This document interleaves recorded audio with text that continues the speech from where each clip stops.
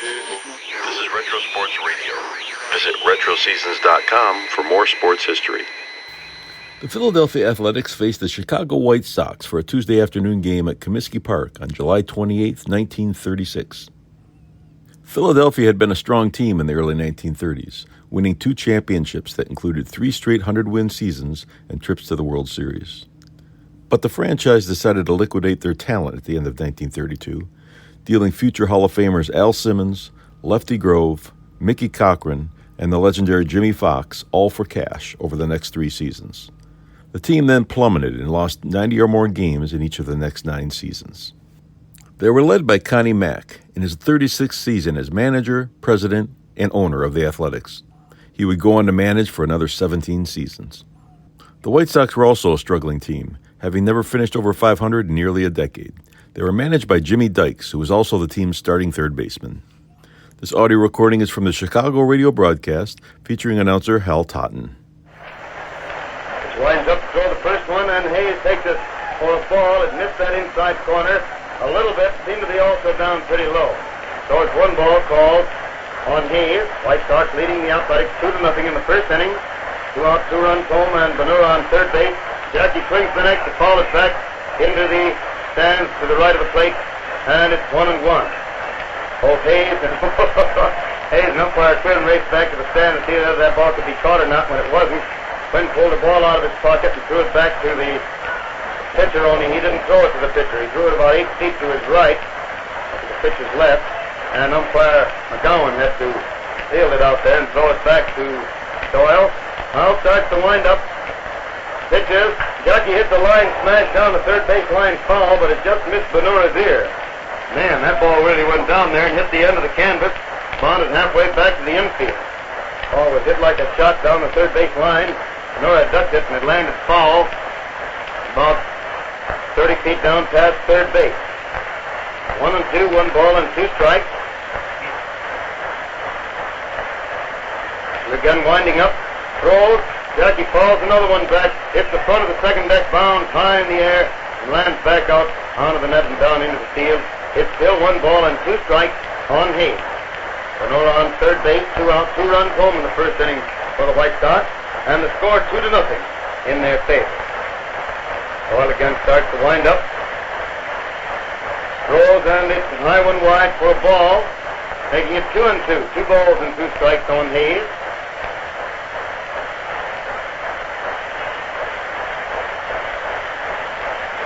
2-2 is the count. It goes again, and Jackie swings to miss a high fastball inside and strike out for the 3rd out in the last half of the first inning. So it's 2 runs, 3 hits, 1 man left on base in the last half of the first inning for the White Sox. And the score is 2-0 in favor of the White Sox at the end of the first inning.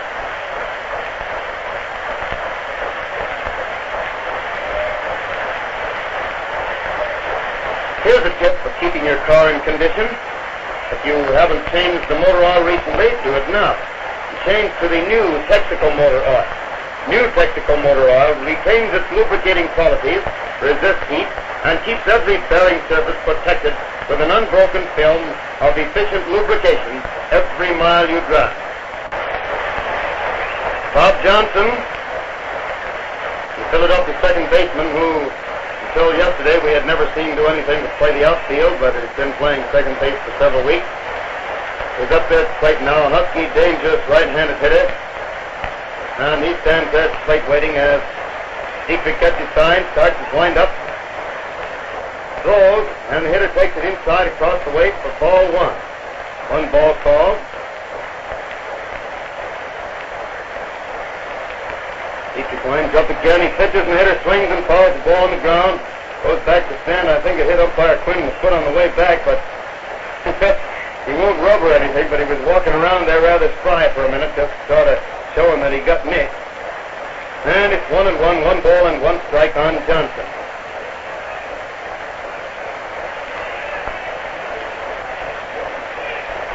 Here comes the next one inside for ball 2, and the count is 2 balls and 1 strike on Johnson. 2-1 the count.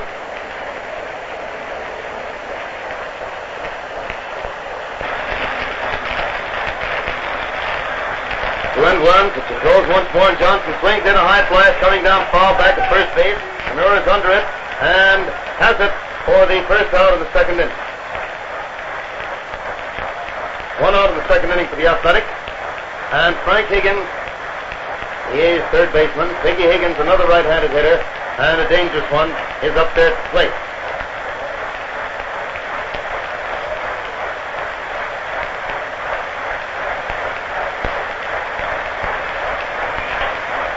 Here's Higgins swings, hit a pop fly, and this time Pryor is coming in under it in the infield, but he decides the glare is pretty bad and calls to Sewell, who comes out and makes the catch for the second out.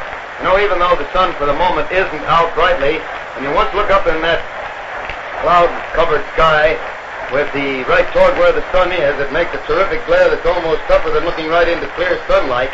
And with Pryor having to stare up into that, and Sewell coming up in the plate, he called to Luke and he made the play.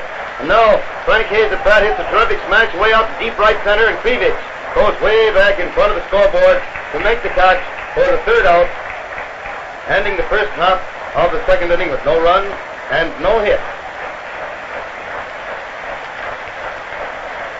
The score remains 2-0 in favor of the White Sox. White Sox coming to bat in the last half of the second inning with Tony Plant up there at the plate.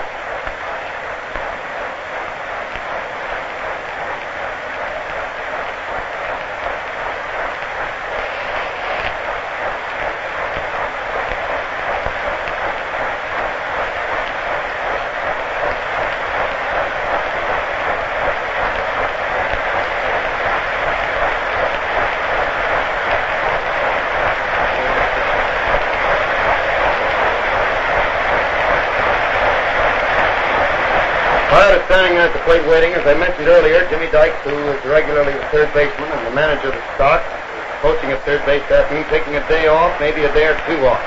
But after all, he has a good ball player there, an efficient one, a fellow who should by now be out of the slump that had him bothered earlier in the year. And after he started great, you know, Tony slumped, and they took him out of there. And Jackie Hayes been going so great since then, they couldn't get Tony back in. And with a ball player like that there's no reason why a man like Jimmy Dykes, who's been playing ball for more years than most of us have been watching it, should stay in there every day when a day's rest here and there will make a new man out of it. So that's what he's doing today. Here's Hayes up there, but he winds up, throws, and it's a curveball inside and low for ball one. One ball called. What did I say? Well, if I got Hayes still up there, Andy, well, listen, you check up on me, will you? It's quiet, isn't it? You give us today. Okay.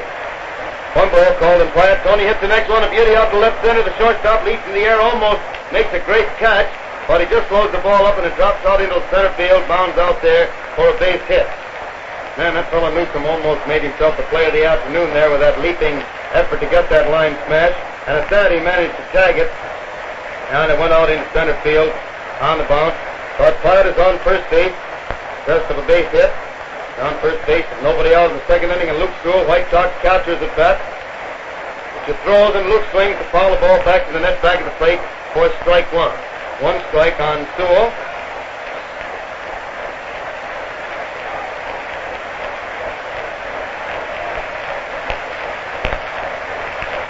Out there, rubs that ball up a little bit, drags his hands on his trousers, then swings around, ready to pitch the next one to Luke.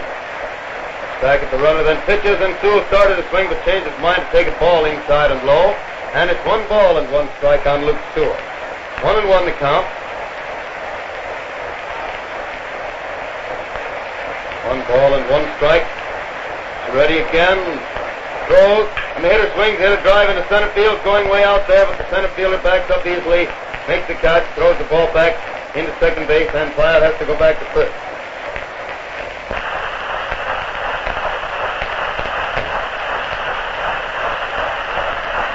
Dietrich, White Sox pitcher, late of this same Philadelphia team, at bat with 1 out in the second inning.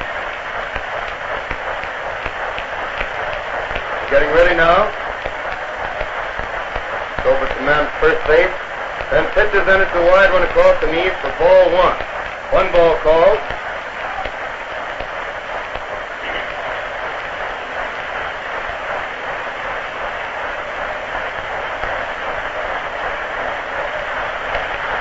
Doyle throws again, and Dietrich swings, hit a foul, going into the stands to the right of the plate. Catcher coming back very fast, but it's back out of his reach.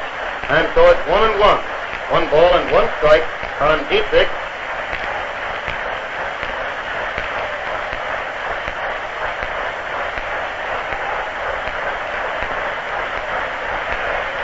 One is the count.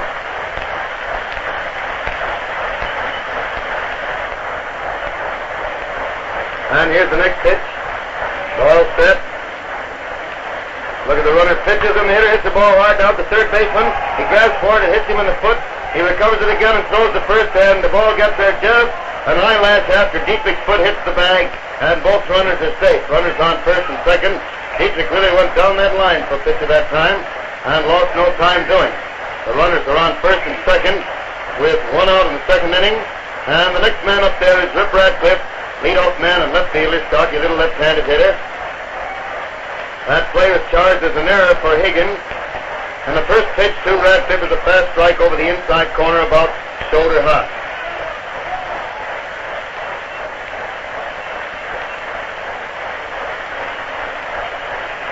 Pitch is ready out there again. Takes another look back at the runner at second.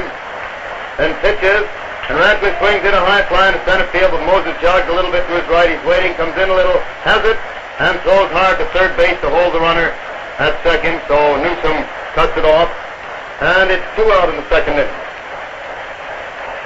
2 out in the second inning for the White Sox. They have runners on first and second, and Larry Rosenthal is at bat. Rosenthal up there at the plate.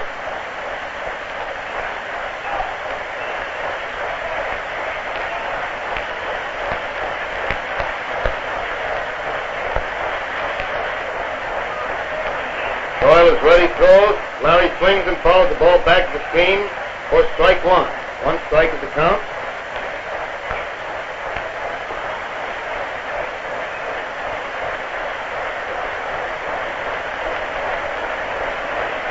One strike, pitch is ready out there again. He's a heavy sign.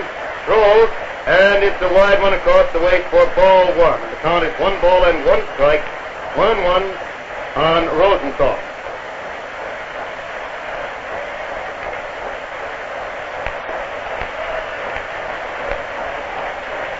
One to count. It's ready again. Watch the second. Throws, and it's ball 2 high and outside. And this time the catcher walks out in front of the plate. Calls encouragement to Carl. Throws the ball back to him. Slaps it into his glove a couple of times while he looks around the outfielders who are playing fairly even for Rosenthal. Both right and left fielder pretty well in from the line and not protecting that line very much. Staying more out towards center field. But the second baseman's playing pretty deep. And Larry jumps back to take the third pitch in, the third ball inside and low, and it's 3-1. 3 balls and 1 strike on Larry. Rosenthal might possibly go after this 3-1 ball. Pitch is ready. Throws, and it's wide across the way for ball 4. He couldn't go after with the ball that far away, and it gives him a base on balls, which fills the bases for the White Sox in second inning. Fills the bases with 2 outs, and Mike Kreevich, the White Sox right fielder, is up there at the plate. Kreevich at bat.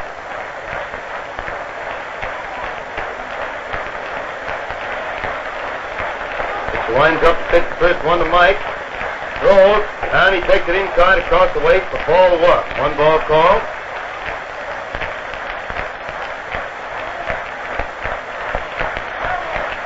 Stands there watching the plate again. Finally starts his wind-up. Swinging wind-up he uses. Pitches, and Mike hits a bounder, and the third baseman grabs the ball, throws to second, and Rosenthal is forced out on a play from Higgins to Johnson for the 3rd out, ending that inning and ending that serious threat with no damage. And so it's no runs, 1 hit, 1 error, and 3 men left on base in the last half of the second inning. Score remaining 2-0 in favor of the White Sox at the end of the second inning. I'm very pleased to hear from so many fans who discovered there had been a little delay in their getting of the new 1936 Texaco scorebook. You know, this book is really quite an item, and I noticed many of the baseball writers examining it, and some of them even using them, because they're just the same as the official books, except the summary sheet is a little more complete. But in the book, besides space for 17 full games, the regular official blanks, such as we've used for many years, is a complete scoring system with illustrations, and too just pictures of the Cubs and White Sox, their rosters and schedules. And it's so simple to receive. Just stop in at any Texaco station, ask for a request card, fill it in with your name and address. It's already addressed to me on the other side. The 1-cent stamp on it and mail it, and you'll get that card. As I said, those to whom there's been a little delay in receiving the book have been letting me know about it, and we'll see if they get the book right away. You may have sent in your card, and there's been some delay, so don't forget to let me know. Now Newsom at bat takes the first pitch high and wide for ball one. And Dietrich throws the next one over the outside corner about waist high for a strike. So it's 1 ball and 1 strike on Newsom. For a right-handed hitter, there's the next ball, a third ball outside, and it's 2-1. 2 balls and 1 strike on Whitey Newsom, Lamar Newsom. Dietrich throws again, and the hitter swings in a high fly to short left center. Radcliffe is jogging over easily. He's waiting for the ball now, has it. And it's 1 out in the 3rd inning for the Athletics. 1 out in the 3rd inning with Carl Doyle, the pitcher. Now coming up to the plate.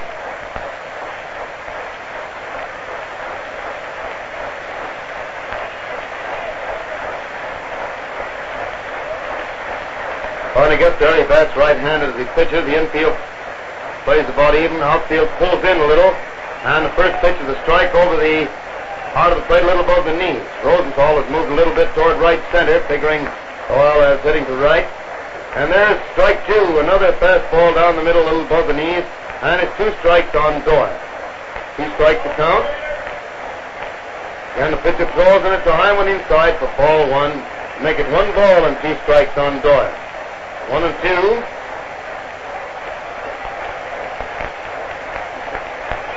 Hitter swings again and misses a fastball, striking out for the 2nd out in the 3rd inning. That makes it 2 out in the 3rd inning for the A's. And Lou Finney, the leadoff man, once more is at bat. Lou got himself 5 hits and 6 times at bat yesterday. Rather a busy afternoon. Throws and the hitter swings, hit one hard right back at Hayes, who comes up with it on the hop, goes to first base, and it's 3 out. No runs, no hits in the 3rd inning for the Athletics, and the score remains 2-0 in favor of the White Sox. Sox coming to battle in the last half of the 3rd inning with Zeke Bonura, who tripled to drive in the 2nd run in the 1st inning, the first man up. This broadcast of the White Sox-Philadelphia game comes to you direct from Comiskey Park, home of the White Sox of Chicago, as a presentation of your neighborhood Texaco dealer, distributor of Texaco Fire Chief Gasoline.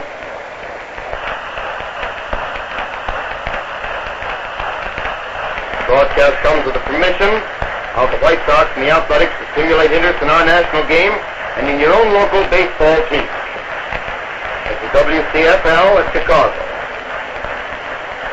Doyle's arrived on the mound to start his warm-up. He's downstairs sitting on the bench today with the Sox bench and looked around and discovered a fellow that, well, it wasn't so very long ago. We were talking about him from up here.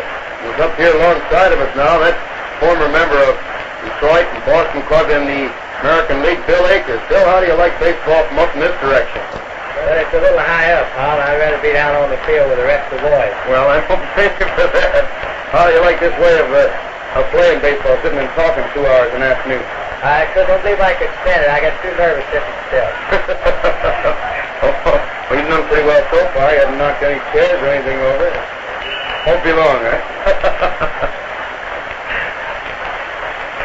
Bonura's up there now. It starts to wind up. And throws, and Zeke leans back to take a high fastball inside for ball 1. 1 ball called. Doyle leans over to get the side, starts to wind up again. And pitches, and Zeke takes ball 2, a fast one inside across the waist. So it's 2-0, 2 balls and no strikes on Bonura. 1-0 is the count. It's ready again. Starts to wind up once more. Throws, and it's a fast strike over the heart of the plate, waist high, making it 2-1. 2 balls and 1 strike on Zeke.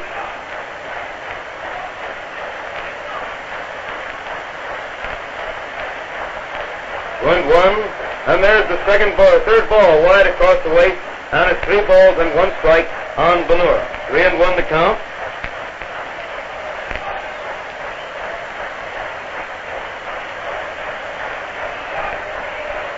And one with the pitcher ready again. Throws and the hitter takes ball 4. It's over the plate but low. And Zeke gets the base on ball. So puts Big Zeke on first base with nobody out in the third inning. And Luke Appling is up there at the plate. Right-handed hitter. Steps up there and taps the plate 2 or 3 times. The bat faces Doyle. Doyle is getting a sign from Hayes, getting ready to pitch. Team set. Takes a look at first base and throws. And it's a strike over the inside corner, waist high. 1 strike on Appling.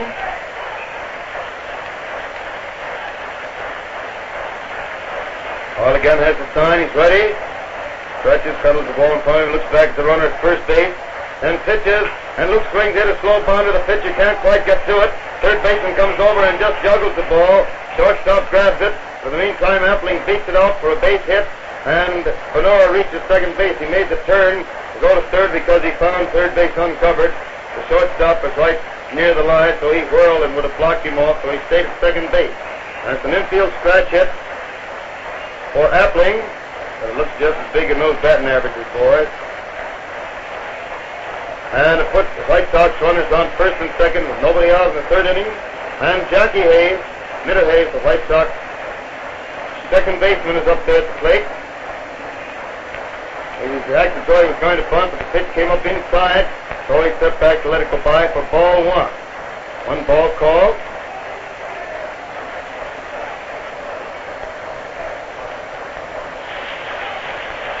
Once again, the pitcher swings around, looks back over his shoulder, and throws, and it's a ball 2. It missed the outside corner down around the knees. Infield all playing for the bunt with the first baseman charging in. Second baseman going over to cover first. Shortstop dashing over to second. Third baseman holding back as far as he dares to see if he can't make a play at third base. He throws again, and Jackie gets a wide one across the waist for ball 3.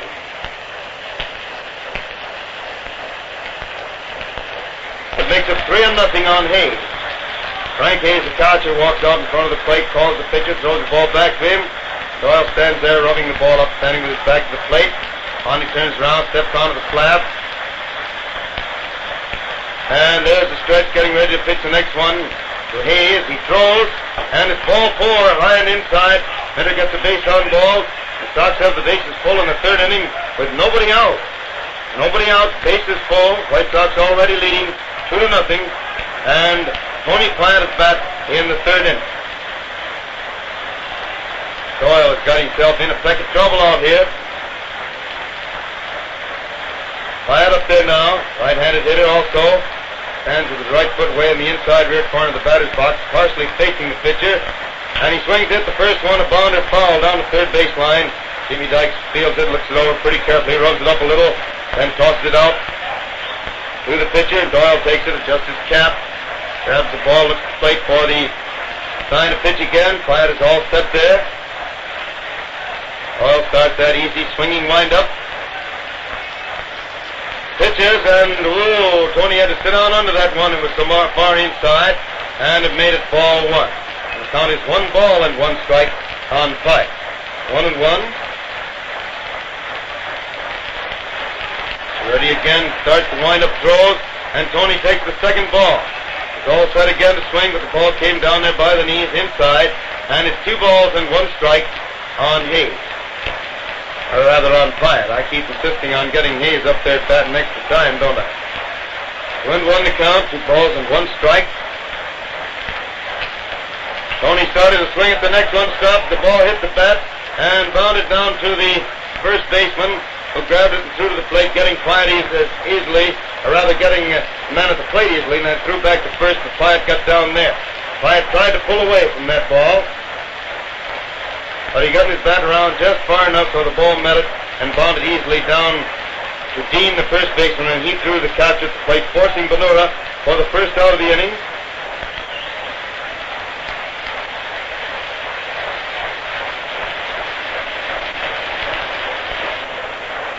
Bases are still full with 1 out, and Luke Sewell hits the first pitch, a long drive out deep left center, going way out there to the scoreboard. 1 run is coming across the first plate. Another one, and Platt is around third base racing for the plate. Score standing up for a long double to the scoreboard in deep left center by Luke Sewell. Scores all 3 runs and gives the White Sox now a 5-0 lead. That ball was really hit too, what I mean. He got that ball right around on that ball and drove it out into left center. There was no question about where it was going from the moment it started. It was right out between the left fielder and center fielder. Neither man had a chance to make a play on it. A regular parade of Sox runners across that plate. Here is Dietrich, the pitcher at bat. Throws in. He swings hit a bounder. It's just past the pitcher. Shortstop comes in fast, grabs the ball, realizes he can't get Dietrich. Holds it, hoping to get Sewell rounding third. But Sewell stops there. He had his eye on the play. And runners around first and third. Still only 1 out. 3 runs already home. And that's an infield scratch hit for the pitcher, Dietrich now. He's been on base both times he's been up there. He really goes down that line when he's on his way to first base and doesn't waste any time. Now Radcliffe up there. Takes a crack at the first pitch. Hit a little looping foul down back at third base. Third baseman dashing over there, but it's back. And the box seats, one of the fans there catches it. And it's 1 strike on Radcliffe. White Sox runners on first and third. 1 out, 3 runs already home in the 3rd inning. And Radcliffe at bat.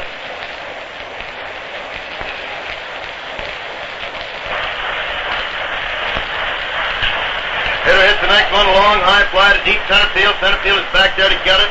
Makes the catch, and Sewell is jogging home after the catch with Dietrich starting back to first base. Long drive to deep center field by Radcliffe for the 2nd out. And it scores Sewell after the catch with the 4th run of the inning to give the White Sox a 6-0 lead.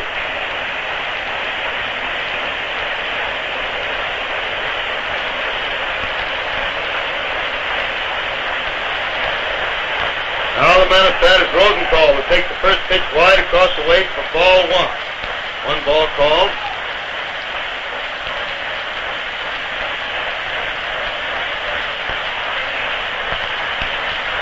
There's the next one for ball 2 inside, and blowing the count is 2-0. 2 balls and no strike on Rosenthal.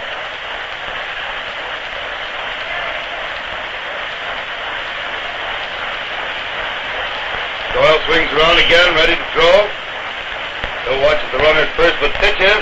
And Larry gets the first strike, a beauty over the heart of the plate, about waist high. And it's 2-1. 2 balls and 1 strike on Rosenthal.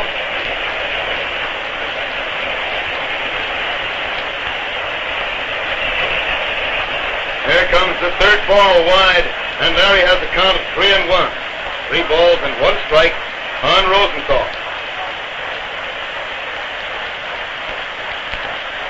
Hi, Ernie. Glad to see you. Very glad to see you, Ernie. 3-1, and there's ball 4 wide across the chest.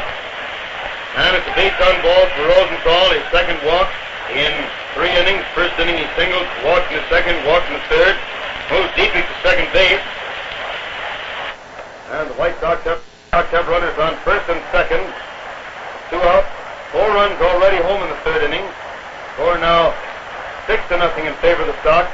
And Kreevich at bat takes the first pitch behind inside for ball 1.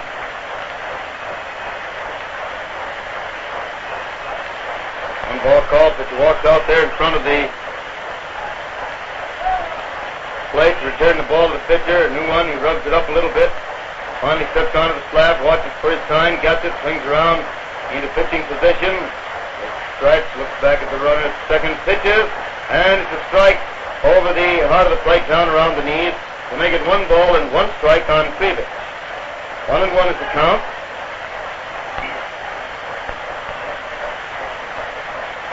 Throws again, and Mike was all set for that one, but stepped back, stopped his swing, and the ball came over the heart of the plate down around the knees. So it's 1-2. 1 ball and 2 strikes on Little Mike. 1-2 to count.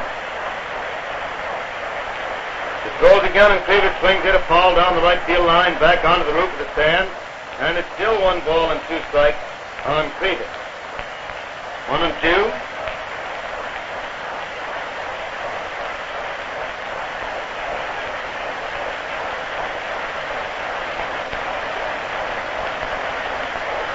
Watching second base, throws again, and there's a ball inside and low to make it ball 2, and it's 2 balls and 2 strikes on Mike. Doyle isn't having much luck out there. He's fast one, he throws a fast one, but he usually seems to be using mostly a slow curve and a change of pace.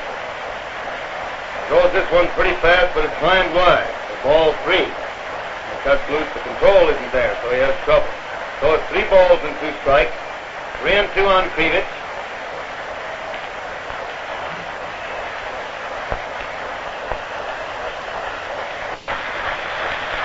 3-2. He throws again, and the hitter swings and tips the ball foul on the ground back of the plate. Naturally, the runners were on the go with the pitch, being a 3-2 count with 2 outs. So they have to jog back their bases. That is, one of them is running back Rosenthal, but Dietrich is strolling back to second. 3 balls and 2 strikes on Kreevich.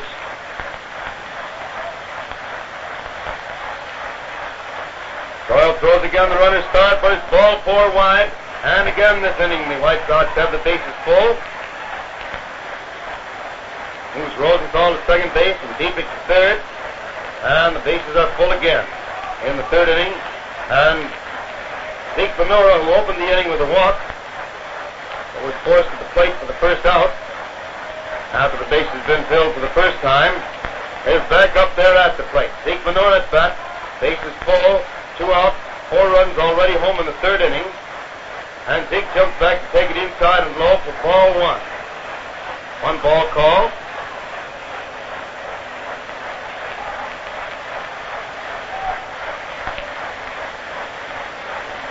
Doyle goes through his windup, pitches again, and it's a good strike. A fastball over the outside corner, waist high.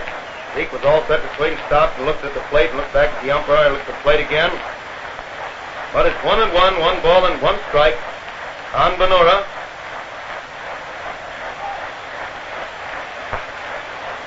Throws once more, and Zeke swings, hit a little pop fly out toward third base. The third baseman coming in and makes the catch for the 3rd out. Bonura pops to Higgins, and it's 3 out in the 4th inning for the in the 3rd inning for the White Sox. I've run over into the 4th inning column in the scorebook here to get that second time at bat in there. So in the 3rd inning, the White Sox had 4 runs, or 1, 2, 3 hits.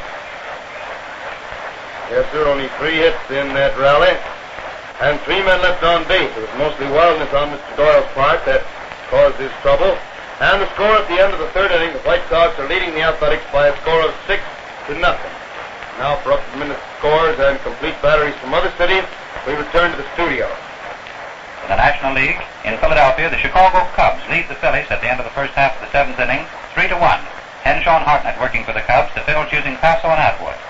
In Brooklyn, the Pittsburgh Pirates lead the Dodgers at the end of the first half of the 5th inning by a score of 8-2.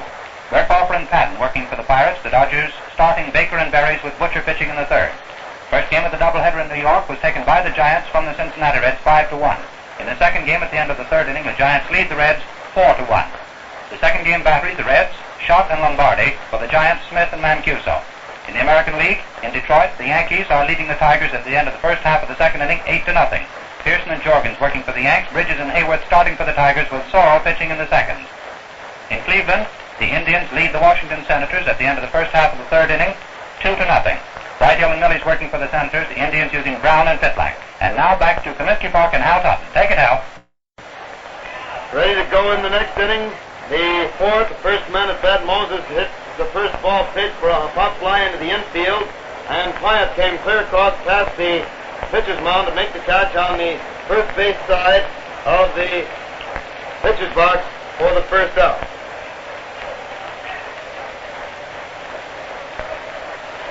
One out of the 4th. Dean Estat takes the first pitch wide and low for ball 1.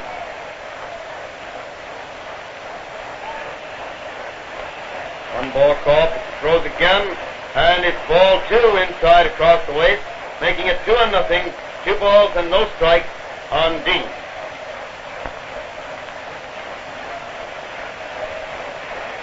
There's a strike over the inside corner waist high. So it's 2-1, 2 balls and 1 strike. On team. Or now comes strike 2. And it's over the inside corner, knee high to make it 2 balls and 2 strikes on Chuck. 2-2. Dietrich throws again. He swings, hits the ball hard out into center field for a base hit. The first hit of the afternoon off Dietrich. And it's the second time he's reached base. He walked once and got a base hit this time. And he's the only man on the club that has been on base. The Dean is on first base with 1 out of the 4th inning. And Puccinelli, the right fielder, is at bat.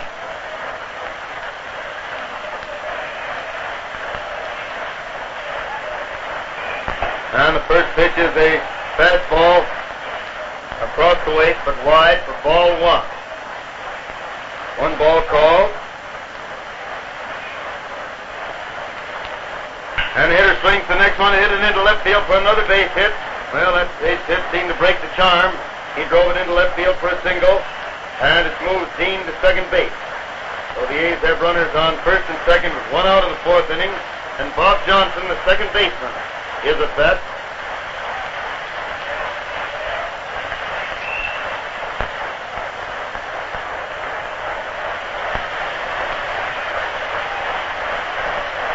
Throws the first one for a strike over the outside corner about knee high. 1 strike on Johnson.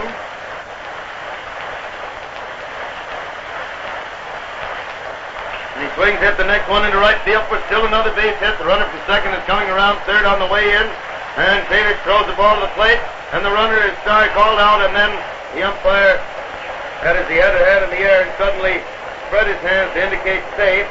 Early at first he thought Stool had him blocked off, but then he discovered that his foot had come over the plate, and when the dust cleared and he saw his foot on the plate, realized it had been there when the ball hit him, and he called him safe. He had the courage of his conviction, which is the right way to do.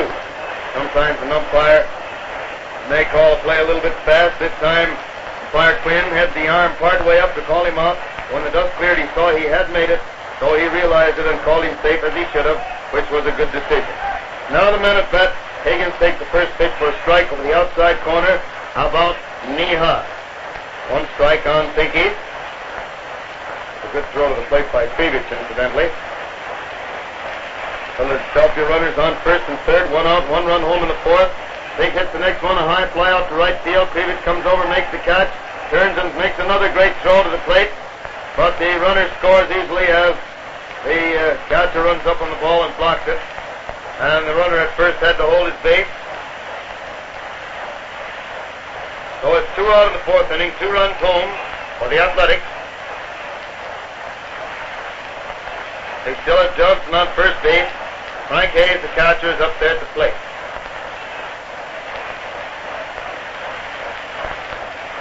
Hayes at bat, but she looks at first base and pitches. Hitter hits a high bounder going down the third base line. A land fair on the second half, but it has a lot of English on it, a lot of spin, and it landed fair and bounced almost at right angles to go foul, and it's strike 1 on Hayes. The ball was hit so high, both runners would have been able to advance on the ball, even though it had stayed fair, and was fielded. Hayes gets back to play with a count of 1 strike on him. 2 out, 2 runs home in the 4th inning for the Athletics. Score now 6-2 in favor of the White Sox. Johnson still on first base. Dietrich gets his time, swings around, he's ready to pitch. Throws and the hitter takes a wide one low for ball 1. So it's 1 ball and 1 strike on Hayes. 1-1.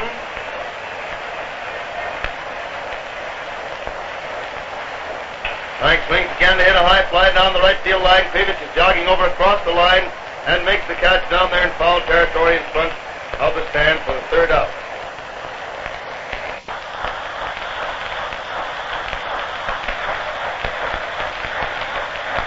So it's 2 runs, 3 hits, 1 man left on base in the first half of the 4th inning. The score is 6-2 in favor of the White Sox. White Sox cutting the bat in the last half of the 4th with Luke Appling, White Sox shortstop, the first man at bat. What are all these things they just brought in here? More telegrams, George? Telegrams. Birthday business has got it. Congratulations to Graybeard of Wireless. Hope your break 80 in your life is not on golf course. You know who that's from? Yeah. You don't have to say anything about that. T. Kraft, that's old plutocrat, you know? Uh-huh. Mr. and Mrs. B. Abramson, congratulations and sincere good wishes on your birthday. Isn't that Chucky? Fred Fowler, sincere wishes for many, many happy returns. Joel Halperin, heartiest congratulations. Mrs. Anna Larson and Mrs. Lester Larson. Very nice. Happy birthday. So I listen to the games. Well, that suits me. Bill Ma Taylor up there at Lake Geneva says happy birthday to us. You know, it's her birthday, too. We usually have a chance to celebrate it together, but the season's still on. We can't get away like we usually can. Well, you got to send a wire tomorrow, too. Yes, and there's Pharmacy, Herbie Davis in the game. Congratulations on your 29th birthday. Well, he knows it's 29 again, so it's all right. Mo Rice, congratulations. From an old pill roller. I know him. Well, we got some more here, but we'll read them in a minute because the ball game's going on. And Appling at bat takes the first one for a strike over the outside corner about knee high. One strike on Luke. Winds up again, throws. And hitter swings to foul the ball into the stands above and to the right of the plate for strike 2. That makes it 2 strikes on Appling.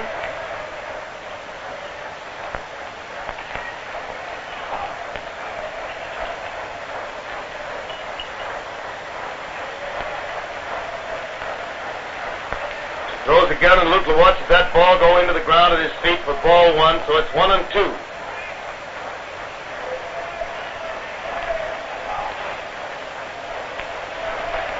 One ball and 2 strikes.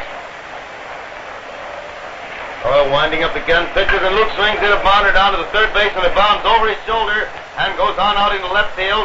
Luke makes the turn, but goes back to first pass as the ball is fielded in a hurry and thrown in there, and it's a base hit for Luke.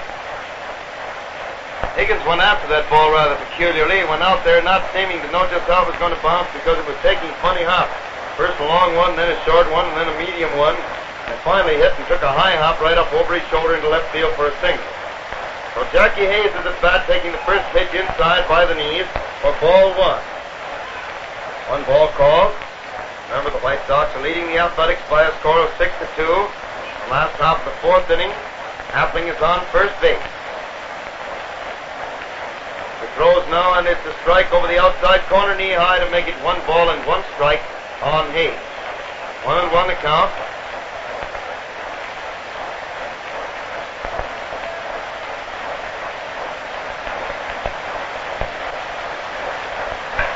Hitter hits the next one to drive out into left field for a good clean base hit, and it moves Appling to second base.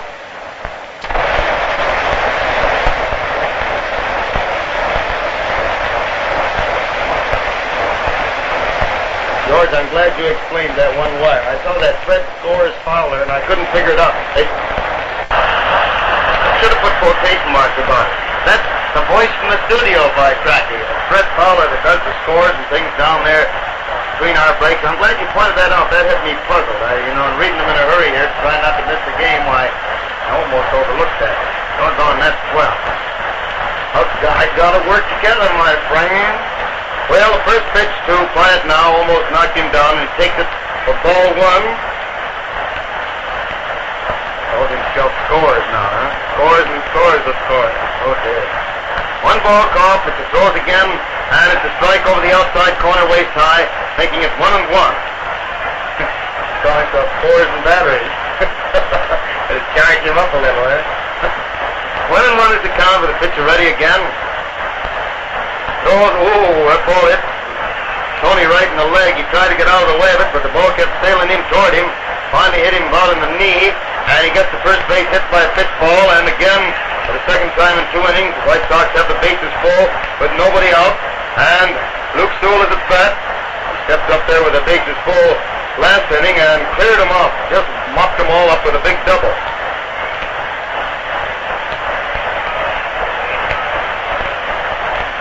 No, the A's don't bother warming up pitchers. I mean, 1 pitcher a day, you know.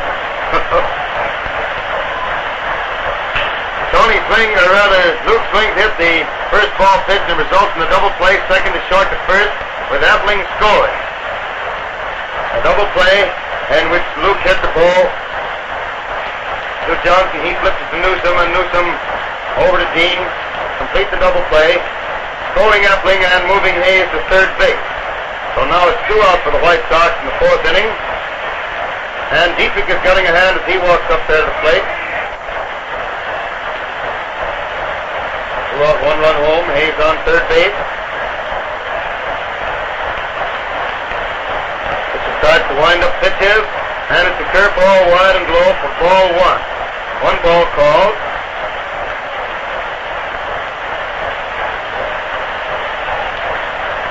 Doyle winding up again, throws, and the hitter swings and misses a high fastball outside for a strike. So it's 1 ball and 1 strike on Dietrich. 1-1 to count.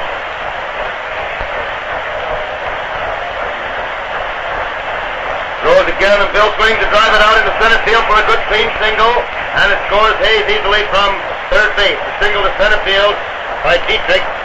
Well, I'm glad of one thing. He brought his hitting ability to the White Sox with him.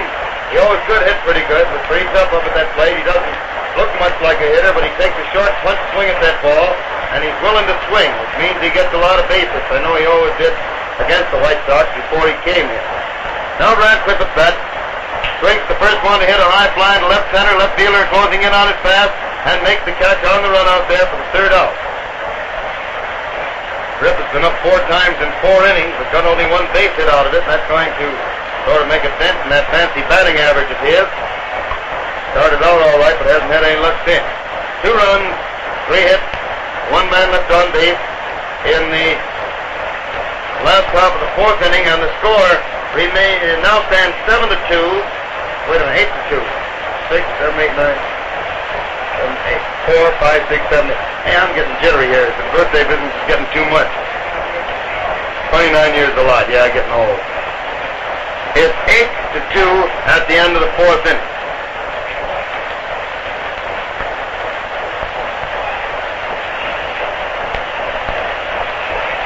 Have you been having trouble keeping squeaks and rattles out of your car after rainy spells? Then try Marfax chassis lubrication. Marfax stays put on the bearings and keeps the water and mud out. It gives double the service that ordinary grease will, too. Have your car Marfax and say goodbye to annoying, costly squeaks and rattles. First man at start of the 5th inning for the Athletics is Newsom. Shortstop. He takes the first one for a strike. There's our engineer friend. On time, too, Mr. Molnar. And this next one comes over there for strike 2. Dietrich throws again for a high one wide and ball 1 to make it 1 ball and 2 strikes. You always know it's 4 o'clock when that happens. Hitter swings the next hit, a high fly to short right field. Right fielder Kreevich is coming in, but Hayes goes back and tries to cough to the ball. Finally realizes Mike's coming in on him, so he sits down. He stops up and sits down to get out of the way, and Kreevich comes on in to make the play. So it's 1 out in the 5th inning for the Athletics, and Doyle, Kyle Doyle, the pitcher, is at bat.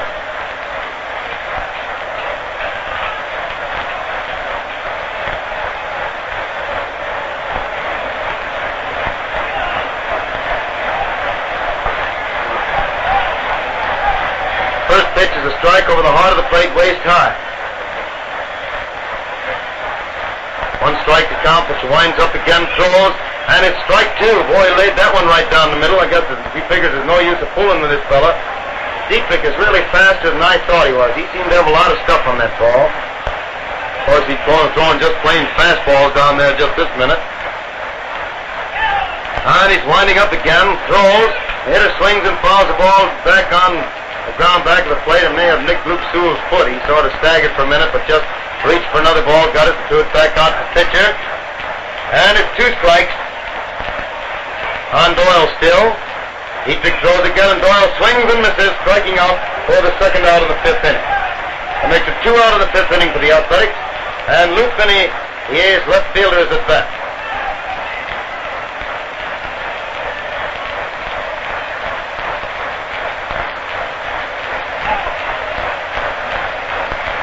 Swings the first one, hit it hard out to Bonura. Leaped high in the air trying to field that ball. It hit him in the knee. Found it out in the foul territory with Zeke right after it. That ball mounted, and Zeke went right up in the air with it, but it didn't come up as high as his glove. It hit him in the knee instead and bounded over to foul territory. For what will probably be called a base hit. The ball was hit pretty hard. And it puts Finney on first base. 2 out in the 5th inning. And Moses, the center fielder, is up there at the plate. Moses at bat. The hitter swings and fouls the ball back to the net back of the plate. And it's strike 1. Yes, it's officially called a hit now. Finally get the relay sign from the official scorer. 1 strike on Moses. And he swings, hit a pop fly coming down foul back of the plate. Coming down onto the net. And it's 2 strikes on Wallace.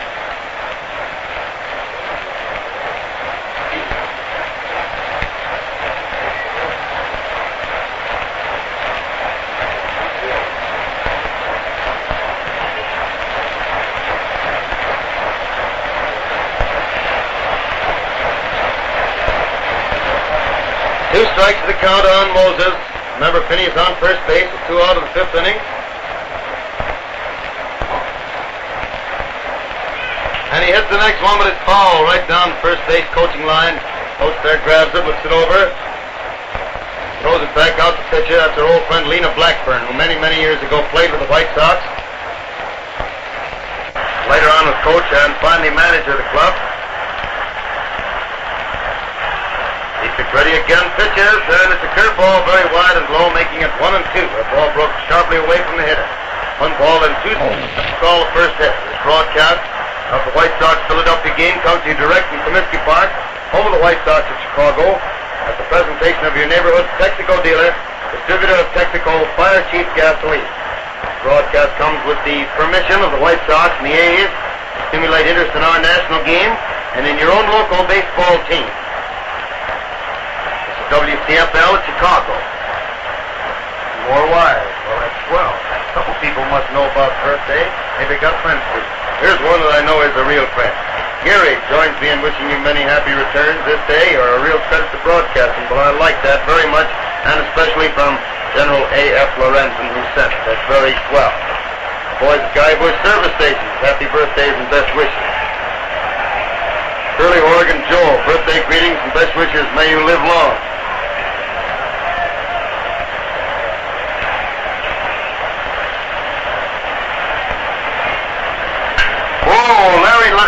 Pounds the first ball pitched to him right out into left field for a good, clean, hard base hit. That ball was well hit out to left field by Rosenthal. Puts him on first base. Nobody out in the 5th inning for the White Sox. And Mike Kreevich up there at the plate.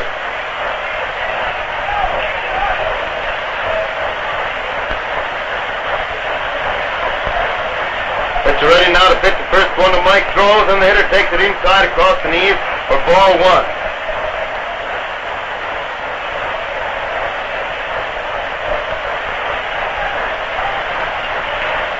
One ball call, pitcher ready again, throws, and it's inside and low for ball 2, making it 2 balls and no strikes on Kreevich. 2-0 the count.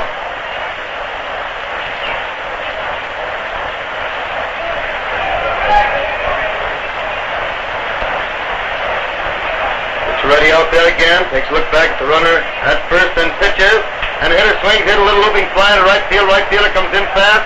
The ball drops in front of him for a base hit, and then he can't grab a hold of it on the first hop, has to pick it up a second time, and Rosenthal, who had stopped to watch whether the ball was going to be caught or not, he had to get to second base. It was one of those dead spots out there that if Puccinelli had any luck and could have gotten that ball on the hop, he might have made a quick throw to second in time to force Rosenthal. He couldn't quite do it, so it's a base hit, and the runner is on second. Runner's on first and second. That was Texaco Leaguer is right. Next hitter, Bonura hits a drive into left field for another base hit. The left fielder throws the ball in fast, but Rosenthal scores easily. Yeah, and he hadn't had time to get that Texaco Leaguer in. I was watching for that play at second. I didn't want to say it was a Texaco Leaguer. They forced him at second. You know, get the idea? Real confidential like.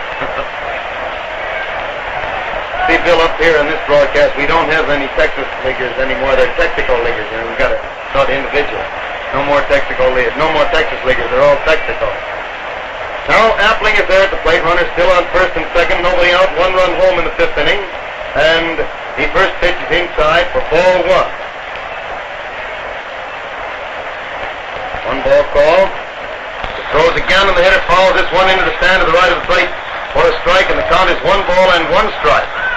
1-1 on Appling.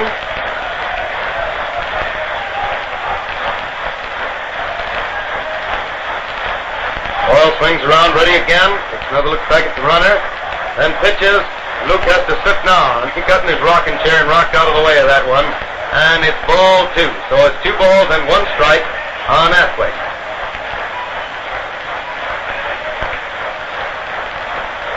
Two balls and 1 strike, which has his sign again. Takes another look back at second base. And throws. And it's a wide one low for ball 3. Making it 3 balls and 1 strike on Appling. 3-1 is the count.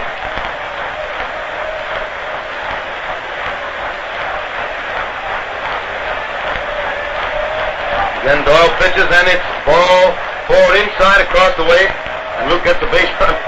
Well, that's 3 innings in a row. They filled the bases with nobody out. No, well, they're going to warm somebody up in the bullpen. Don't tell me. Don't tell me. Blythe is walking out there to the bullpen. Somebody else is also standing up to warm up. And Jackie Hayes is at bat. Jackie takes the first one, a fast strike over the outside corner, waist high. 1 strike on Hayes.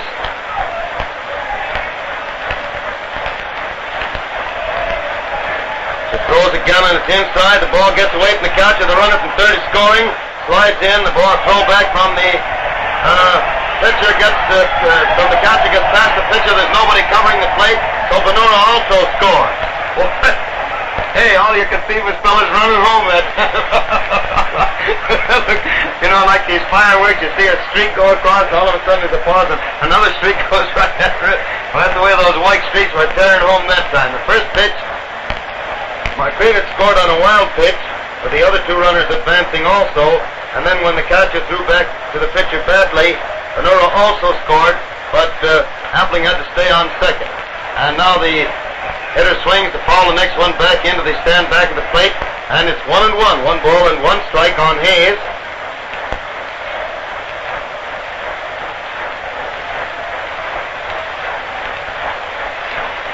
Jackie swings to hit the next one, a long fly out to deep left field, but the left fielder's waiting there and makes the catch.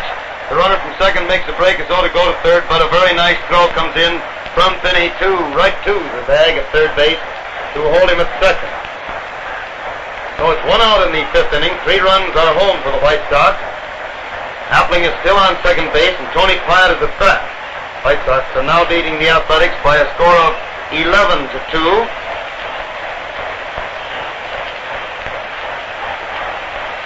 Doyle pitches, and Platt leans way back to take a ball inside across the waist. 1 ball called.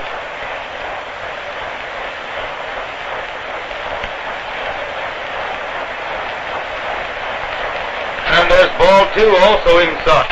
So it's 4-0, 2 balls and no strikes.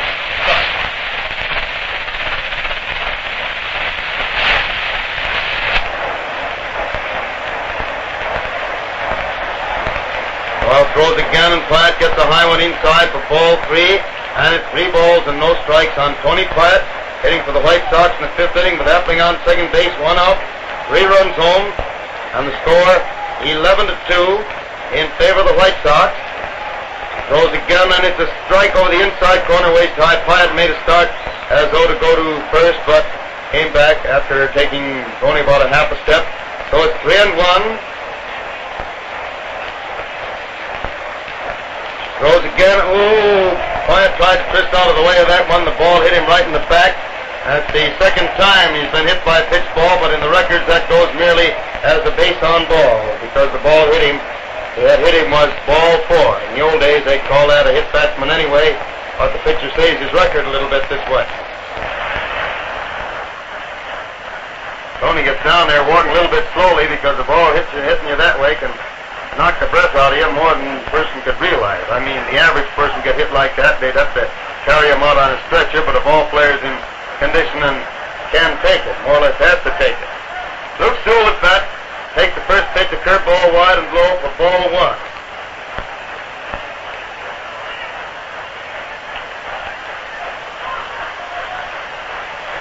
One ball call, pitcher ready once more. For the runners on the go, the hitter hits the ball right back to the second baseman who flips it to the shortstop. Too late to get the man there, but the throw to first does get Sewell. Second baseman throw over to the shortstop, got to the shortstop before he reached the bag, and because it was a hit-and-run play and the runners were on the go with the pitch, Wyatt slid in safely. So Sewell is off on a rather peculiar roundabout play going from Johnson to Newsom to Dean, and Dietrich again gets a nice hand as he walks up to the plate.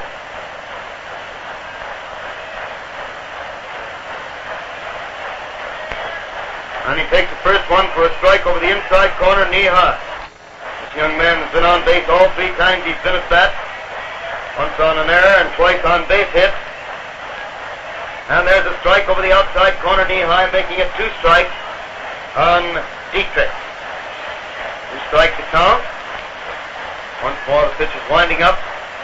He throws and Dietrich swings in a bounder down toward left field. Johnson grabs for it, but it gets past him and out on, not Johnson, but Higgins, on out into left field. And 2-run score as the runner reaches first base for the 4th consecutive time, and the 4th consecutive inning, I might add.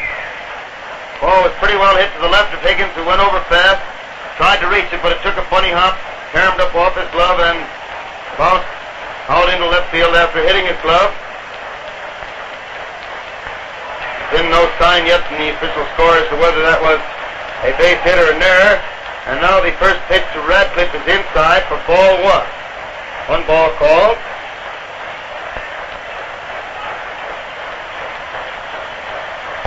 Pitch is ready out there again. There's the stretch. And he pitches and Radcliffe swings in a bounder.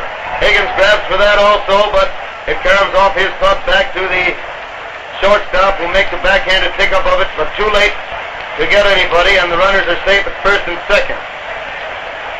Everybody down there, the relays them, just standing and looking, and nobody going back into the press box to find out. We've got 2 to find out now, George. See if somebody will go up there, will you, old boy?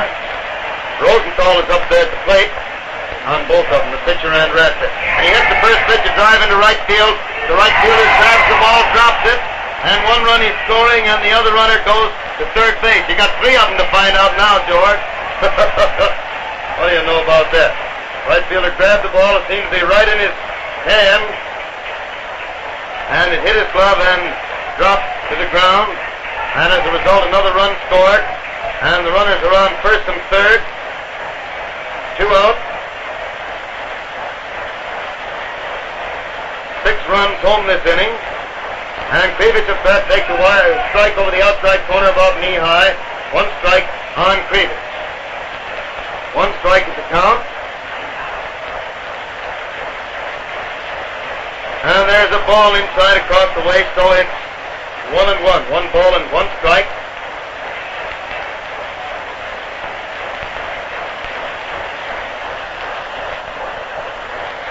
Ball 2 comes in wide and low. So it's 2 balls and 1 strike. 2-1 on Kreevich.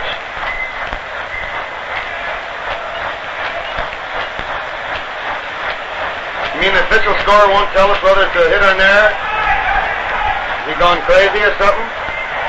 And now Kreevich swings it a high bounder down to the pitcher, who comes over to the line, gets it, but it's too late to get the man at first. He throws out there, but the runner is safe, and as a result, Radcliffe also scores, and Rosenthal goes to second base.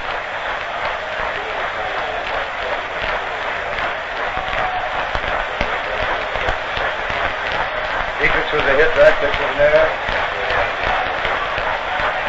Why wouldn't they tell you? Who's the official scorer? Who's the official scorer, Whitey? Well, I mean, who's the official scorer? McNamara is the official scorer, and he won't tell what the score is? Well, they must be crazy. I mean, after all, if they want to act that way, why, we'll take care of that. Now Blythe is in there to pitch. Blythe is in there to pitch for the A's. They finally relieve Doyle. And Blythe, a tall, slim right-hander, takes up the pitching chores out there with White Sox runners on first and second, 2 out, and a whole lot of runs home. Okay, Bill, see you later. Dietrich said certainly called a hit and run to Bonura is our guess. We sort of spied that out of him, but I suppose Rosenthal's with an error. I mean, if those fellas want to get swell-headed, well.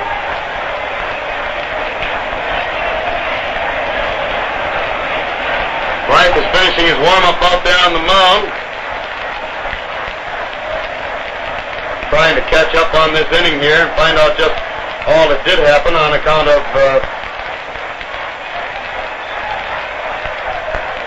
with a lot of things happened and we couldn't quite figure out what it was all at once and get them all marked down here. There's been a lot more runs in, but we're ready to go now with Zeke Bonura at bat for the Sox.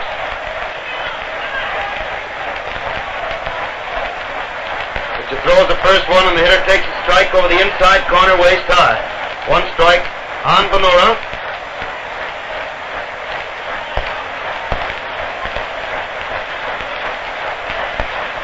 And there's a ball inside across the waist, so it's 1-1. 1 ball and 1 strike. 1-1 the count.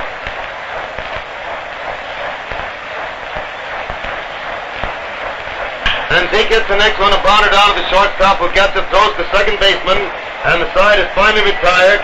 Kreevich is forced at second base on a play which went from the shortstop to the second baseman for the 3rd out. Now let's see if I can figure out how many runs there were scored. 1, 2, 3, 4, 5, 6, 7 runs in that inning. 1, 2, 3, 4, 5 hits, 2 errors, and 2 men left on base. And the score is 15-2 in favor of the White Sox at the end of the 5th inning. And now again, for just a moment, we return to the studio. Thousands of requests for Texaco's 1936 baseball scorebook are pouring in every day. Don't wait any longer to send in your request card for your own copy. You'll find it great fun to score these games play-by-play, the same as Hal Totten does. The system is explained simply and in detail. In addition, day by day as unusual plays develop, Hal Totten will tell you how to score them. The book is crammed with other interesting baseball information. You'll find pictures and rosters of both teams, complete schedules of all major league teams, several pages of interesting data on the Cubs and Sox. 1936 Texaco Baseball Scorebook is something worthwhile having, and it's easy to get. All you have to do is go to any Texaco service station and ask for your request card. Then write your name and address on the card, stamp it, and put it in the mail. Children must be accompanied by an adult when requesting a card. Remember, the 1936 Texaco Baseball Scorebook is absolutely free. Get your request card in the mail today. And now back to Comiskey Park for the continuation of the baseball game, brought to you by permission of the Chicago White Sox and the Philadelphia Athletics to stimulate interest in our national game and in your local team. Take it, Hal. Back at the ballpark for the 6th inning, the first man at bat, Dean, had taken the ball and hit a foul. It landed back at the plate for a strike, and now hits a fly ball which Radcliffe gets out in left field for the first out in the 6th inning. 1 out in the 6th inning for the Athletics, and Cuccinelli, the right fielder, is at bat.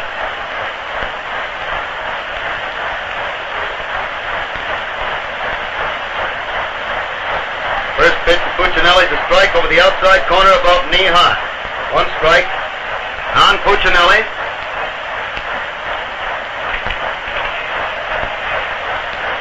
And there's a ball inside across the waist for ball 1, and the count is 1 ball and 1 strike on Cuccinelli. 1-1 the count.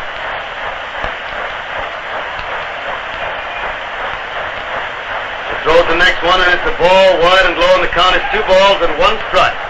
2-1.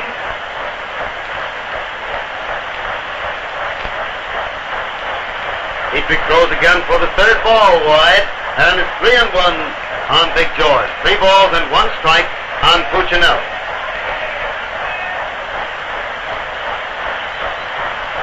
There's the 2nd strike over the heart of the plate about knee high, so it's 3 balls and 2 strikes on Cuccinelli. 3-2 the count.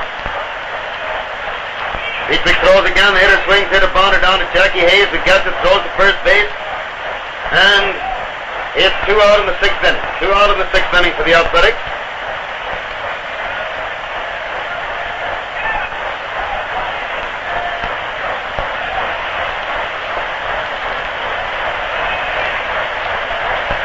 Dietrich winds up, throws, and Johnson, who is at bat, takes the curveball wide and low for ball one. 1 ball called. Dietrich throws again for a strike over the inside corner, waist high, and it's 1-1. 1 ball and 1 strike on Johnson. Hitter swings the ball, the next one back to the screen. He falls down from the force of that swing, and it's 1-2. 1 ball and 2 strikes on Big Bob. 1-2 the count. Dietrich throws again for ball 2, behind inside, and it's 2 balls and 2 strikes. 2-2 on Johnson.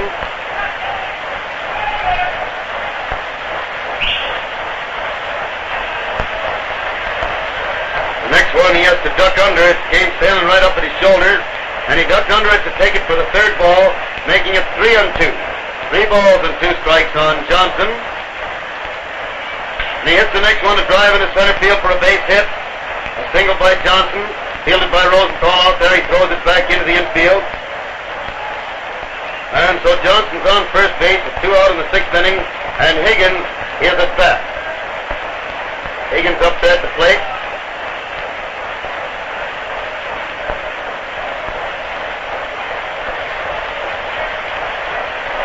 And the first pitch is lined inside for ball 1.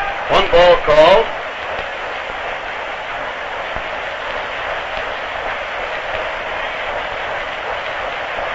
Throws again, the hitter swings, hit a slow bounder right back at the pitcher who gets it.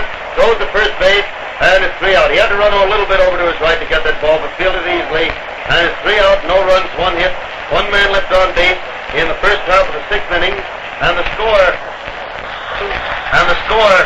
remains, where will I add them up again? What is it, 7, 9, 15-2 at the end of the 6th inning. I had the right number of runs in that last half inning, didn't I? 7. Did I add them up right?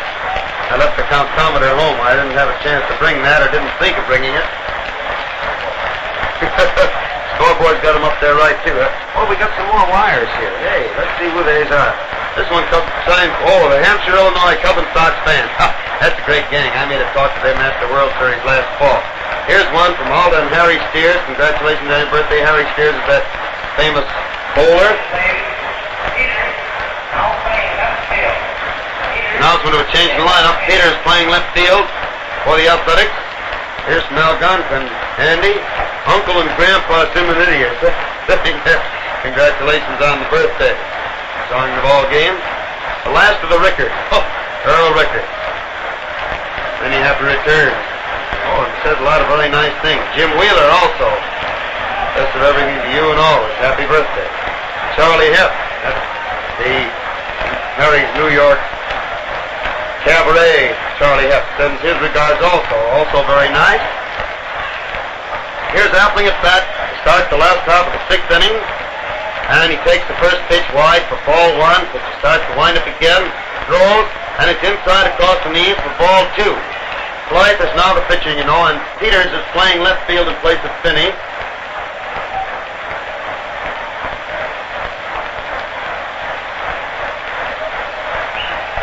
There's the next one for a strike over the heart of the plate, about knee high. And it's 1-1. 1 ball and 1 strike on Appling. 1-1 to count. Throws once more. Luke swings it a long drive down the right field line. And one of the boys down there coming in from the Philadelphia bullpen grabs it. 2-2 now, 2 balls and 2 strikes.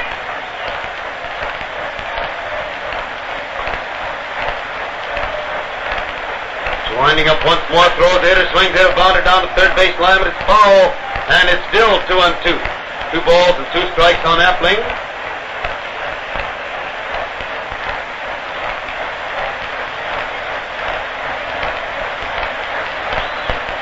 Two and two, the pitcher ready again.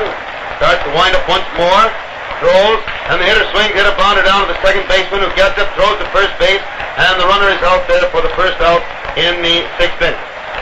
1 out of the 6th inning for the White Sox, and Jackie Hayes is at bat.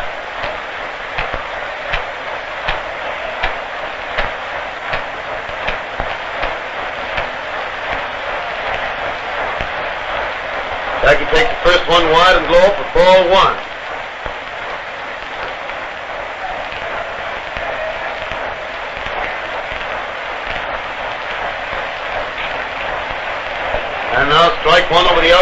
corner knee high, so it's 1 ball and 1 strike on Hayes.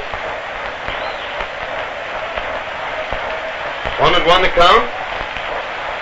Throws again, and Jackie swings, hit a high fly coming down foul to the left of the plate. Frank Hayes, the catcher, is out there and makes the catch for the second out of the 6th inning. That makes it 2 out of the 6th inning for the White Sox. And Tony Pyatt, the White Sox third baseman, is up there at the plate. Pyatt at bat.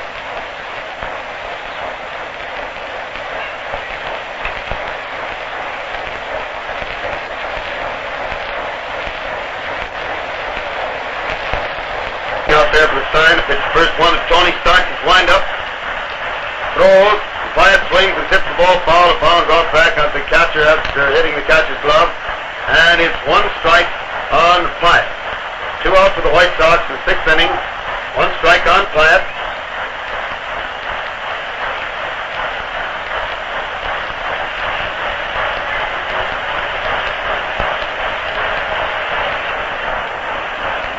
Tony swings again, hit a high fly. The shortstop started in, but instead of that, the third baseman is making the catch easily for the 3rd out. And for the first time today, the White Sox have not only been retired in order, but retired without a man reaching base and retired without a base hit in an inning. No runs, no hits in the 6th inning for the White Sox, and the score is still 15-2 in favor of the White Sox at the end of the 6th inning. Now again, Fred Scores Fowler is going to have to come in and give us up-to-the-minute scores and complete batteries from other cities. So we return to the studio. In the National League in Philadelphia, the Chicago Cubs lost their game today to the Philadelphia Phillies when the Phils scored 5 runs to the Cubs' 3 runs. Henshaw and Hartnett started for the Cubs with French taking over the mound in the 9th inning. The Phillies used Paso and Atwood the entire route. In Brooklyn, the Pittsburgh Pirates are leading the Dodgers at the end of the first half of the 8th inning by a score of 8-6. Berkover and Patton opened for the Pirates with Brown in the 5th and Lucas on the mound in the 8th. The Dodgers started Baker and Berries, Butcher pitching in the 3rd and Phelps catching in the 7th. In New York, in the first game of the doubleheader between the Giants and the Cincinnati Reds, the Giants won 5-1. In the second game, the Giants are leading the Reds at the end of the first half of the 6th inning by a score of 8-1. In the American League, in Detroit, the New York Yankees lead the Tigers at the end of the 4th inning by a score of 11-4. In Cleveland, the Indians are leading the Washington Senators at the end of the 1st of the 6th by a score of 5-1. In St. Louis, the Browns lead the Boston Red Sox at the end of the first half of the 2nd inning, 1-0. And now back to Comiskey Park and Hal Tutton. Take it, Hal. Back at the ballpark for the 7th inning. The first man at bat, Frank Hayes. The A's catcher takes the ball and then fouls one back against the front of the press box for strike 1. And the count is 1 ball and 1 strike on Hayes. Next one is ball 2 inside and low, and the count is 2 balls and 1 strike on Hayes. 1-1 the count. Dietrich winds up again, pitches, and Frank swings, hit a bounder down to Pyatt. Gets it nicely, throws the first, the throw is high, but Bonura gets back down on the bag before Hayes can get there, and it's 1 out of the 7th. Bonura had to go into the air to grab that one. So it's 1 out of the 7th inning for the Athletics, and Newsom, Lamar Newsom, the A's shortstop, is up there at bat. His swings hit the first one and drive out into left field for a good clean base hit. Single to left field by Newsom, putting him on first base with 1 out of the 7th inning for the Athletics. And Fly is at bat. Thanks, William.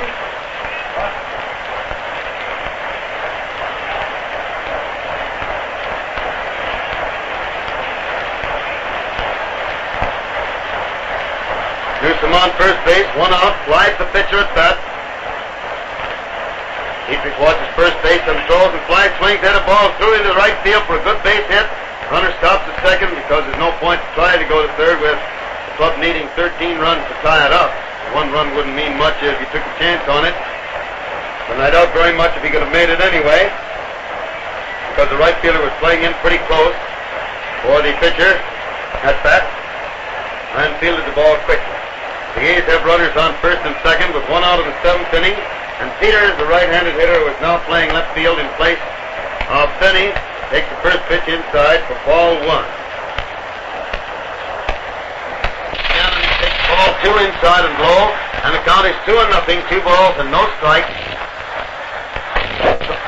Strike on Peters.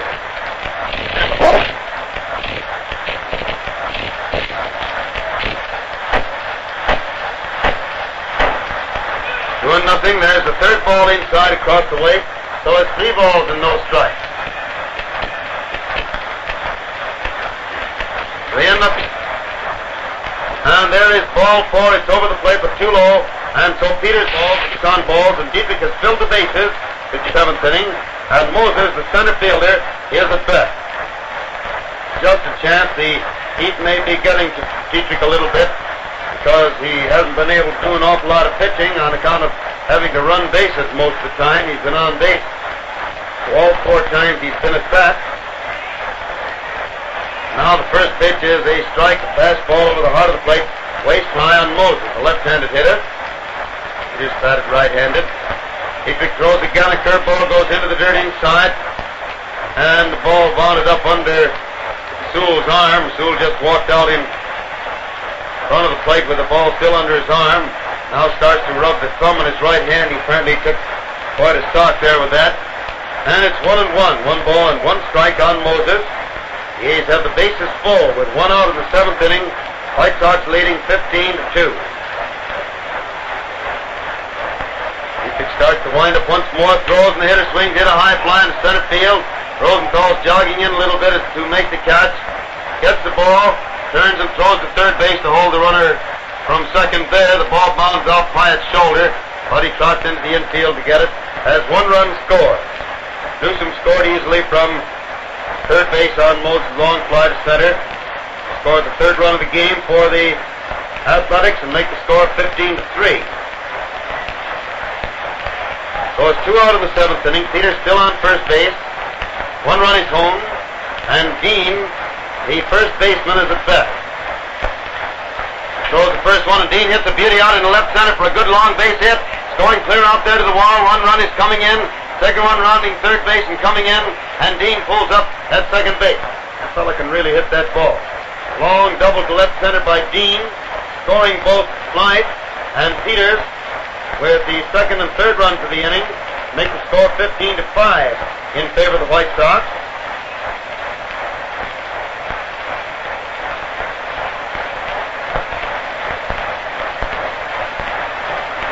And the man at bat is Puccinelli, the right fielder, taking the first pitch wide for ball 1.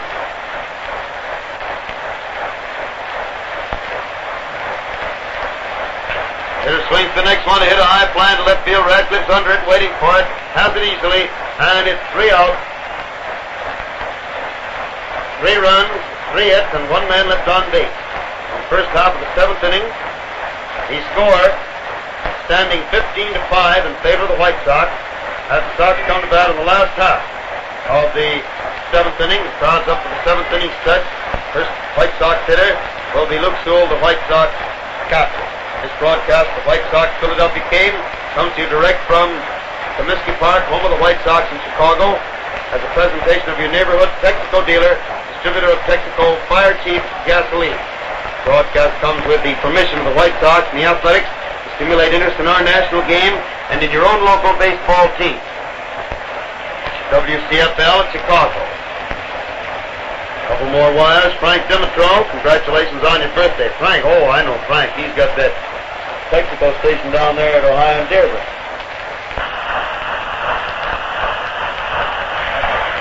You know that too, Andy. And Jim Clark out at him. 29 or 92. Congratulations. Well, ain't quite 92, my birthday.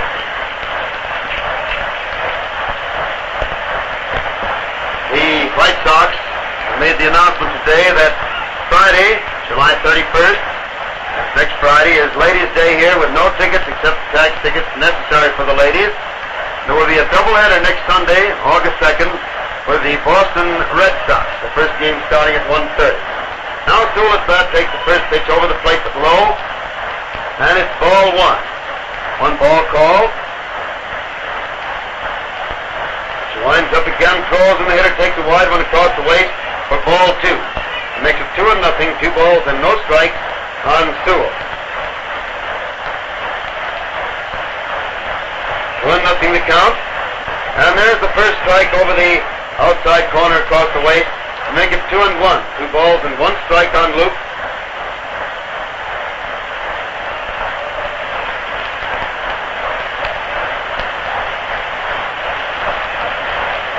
1, and the hitter swings the ball. This next one back into the second deck, down in front of us, and it's 2 and 2. 2 balls and 2 strikes on Sewell.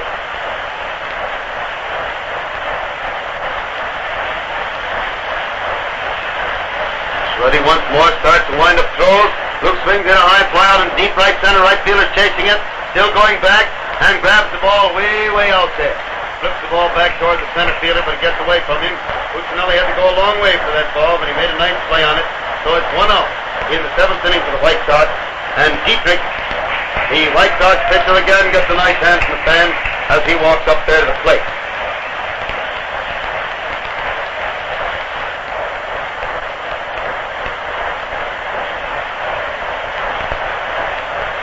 Starts to wind up the pitch. First one to Bill. Throws. Dietrich swings in a high fly in the center field, but Moses is jogging in under it easily. Has it, and it's 2 out in the 7th inning. First time they've gotten Dietrich out. 2 out in the 7th inning for the White Sox.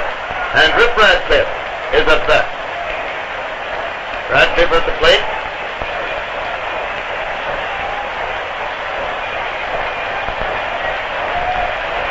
First pitch, a fast strike over the heart of the plate, way high. 1 strike to count.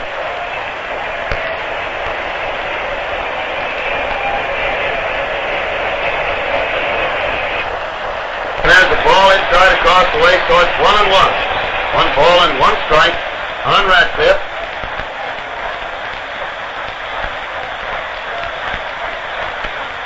Right throws again, and it's a high one wide for the second ball, making it 2 and 1 on the Ripper. 2 balls and 1 strike. Rip's been up 5 times, gotten only 1 hit so far this afternoon.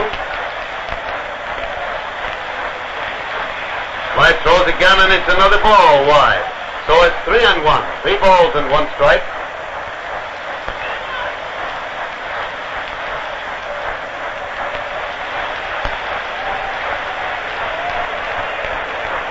Right, winding up again, throws.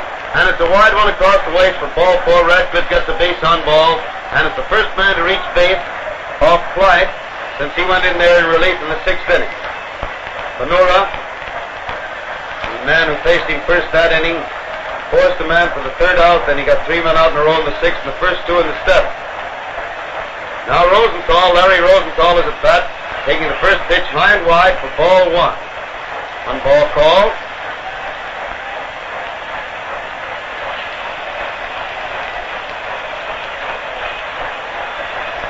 Throws again, and the hitter takes a high one wide for ball 2, and it's 2 balls and no strikes on Rosenthal. 2-0 to count.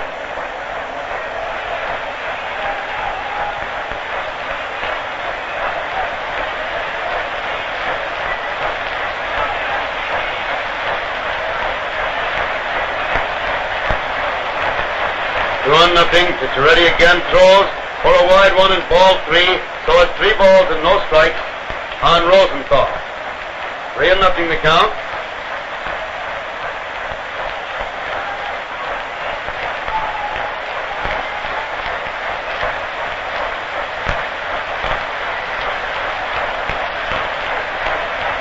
Nothing. Picciaretti again throws, and it's ball 4 wide and low, and Larry gets a base on balls also.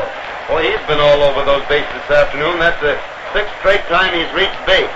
He has 2 hits, 3 walks, and he's been on an error. The White Sox have runners on first and second with 2 outs in the 7th inning, and Mike Kreevich is up there at the plate. Mike takes a fast one for a strike over the heart of the plate, about waist high. 1 strike on Kreevich. Ready again, takes another look back at second, and throws, and it's inside across the waist for ball 1. So it's 1 ball and 1 strike on Mike. 1 and 1 to count.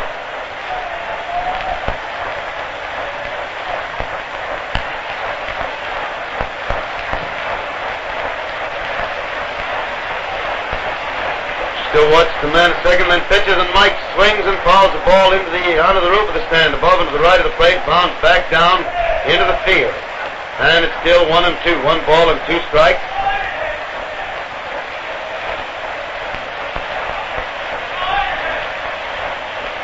One and 2 to count. And Mike swings to drive the next one into left field for a base hit. A little looping single out there. The left fielder gets the ball and falls down as he makes a violent throw to the plate. But the runner scored anyway. Peters came in to get that little looping Texaco leaguer. And then as he grabbed the ball and threw hard to the plate, he tripped and fell. The ball came in pretty true. But Radcliffe beat it anyway with the White Sox 16th run of the game.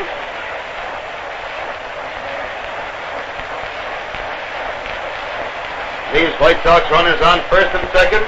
2 out, 1 run home in the 7th. And Zeke Bonura is at bat, taking the first pitch inside and low for ball 1.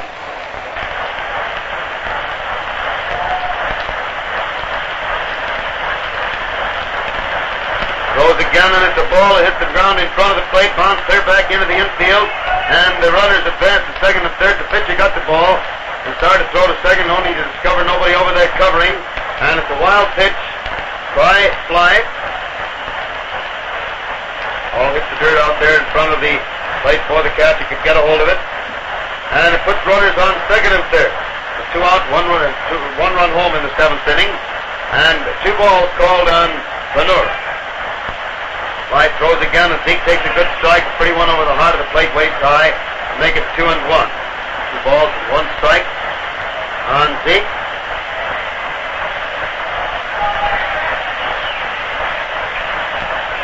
Zeke hits the next one, but it's a foul, little pop fly, coming up into the second deck over to our left, bounce out and over and back down into the lower deck seat. And it's 2-2. 2 balls and 2 strikes.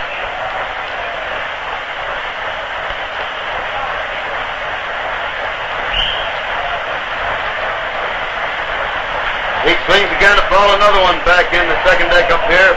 One fan stuck up his hand to protect his face. Ball hit the hand and dropped right alongside of him. And it's 2-2. 2 balls and 2 strikes.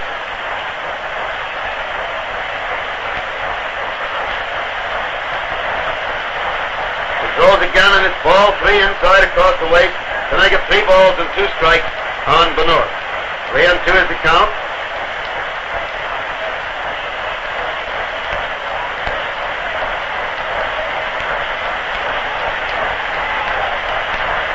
It's ready again, starts to wind up, throws, and it's inside for ball 4. The ball got away from the catcher, but didn't roll far enough to let anybody advance on it. So it's a base on ball for Zeke that fills the bases in the 7th inning. Sox have the bases full with 2 out, 1 run home, and Luke Appling is up there at the plate. Appling at bat. Sox have scored a run. They're leading 16-5 in the 7th inning. Luke has 2 hits, a walk, and 5 tries. And the first pitch to Luke is a wide one across the chest for ball 1. 1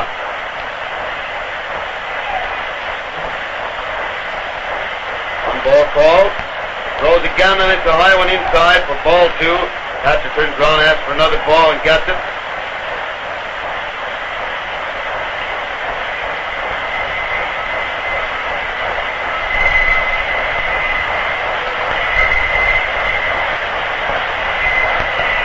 Ready once again now, he's winding up, throws, and he hits the one out to right field for another base hit. Right fielder fields the ball fast, 1 run is in, another one scoring, and Bonura gets the third base. Single to right field by Appling, scoring 2 more runs for the Sox, make the score 18-5.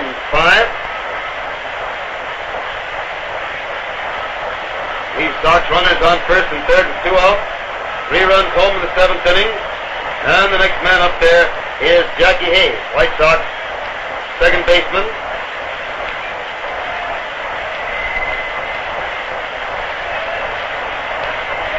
She looks around, boys and pitches, and Jackie takes it inside and low for ball 1.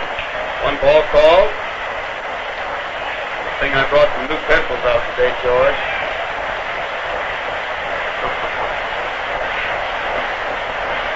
And there's a strike over the heart of the plate, waist high, and the count is 2-0. 2 balls and no strikes on Hayes.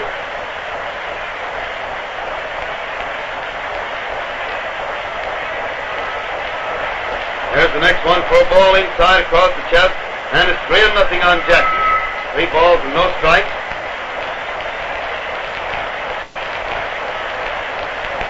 Maybe one of them was called strike. I didn't see it wave, so the board shows 2-1. But it doesn't matter. Jackie hits the next one into right field for a base hit.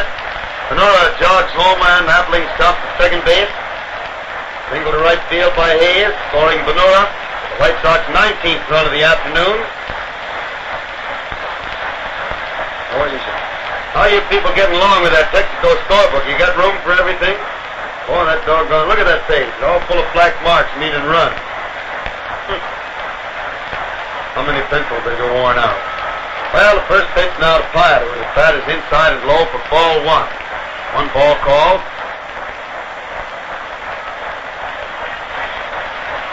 Watch the second base, throws again, and Tony gets a strike over the inside corner waist high. So it's 1 ball and 1 strike on Platt. 1-1.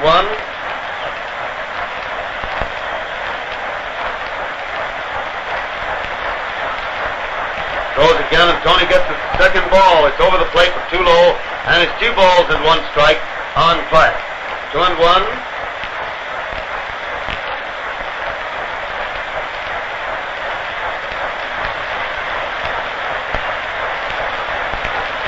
Still keeps an eye on second, but finally pitches, and Tony jumps back to take it inside across the waist for the third ball.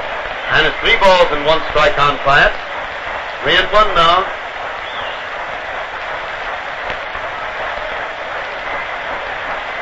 There comes the first strike over the heart of the plate waist high, or rather the second strike, and it makes it 3 balls and 2 strikes on Platt. Playing the string all the way that time. Now he'll go after if it's anywhere near good. 3-2. There go the runners. Platt swings the foul ball back into the second deck, up and to our right over here, and it's still 3 balls and 2 strikes on Platt. Runners naturally were on the go to the pitch there with a count of 3-2 and 2 out. First 2 men up this inning were put out, and then since then has been 1, 2, 3 walks and 3 hits. And with the runner on the way again, the next pitch is right in at Tony, and it hit him in the hand as it hit the end of his bat and went foul into the stands over there, and the runners have to go back again. Platt seems to be the target this afternoon. He was hit by a pitch ball twice, once on a 4th ball, so only gets credit for a walk there, and this time, as he fell down to get away from the ball, it hit the handle of the bat and seemed to hit his finger on his right hand. He rubbed it a bit, but finally stepped back up to the plate. Now it's still 3-2.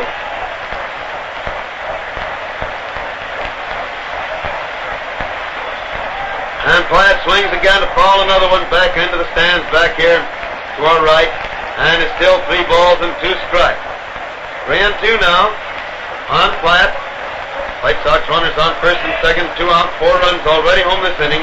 And the White Sox leading the Athletics 19-5. Couple more touchdowns, they'll have quite a score. And now Platt swings in a high fly out back of the plate, coming down foul, catcher racing way back after it, and he makes the catch for the 3rd out after quite a run though, ending the last half of the 7th inning.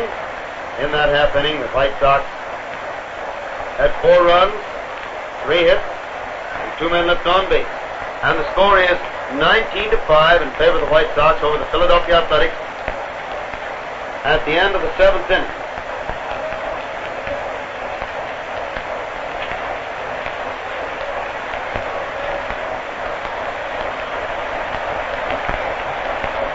Don't take the performance of your car for granted. Are you sure you're getting the most in driving pleasure? Texaco Fire Chief gasoline will give you the pleasure of power, speed, and pickup. And what's more, it costs no more than ordinary gasoline. Drive up to your Texaco service station today and fill up with Texaco Fire Chief gasoline.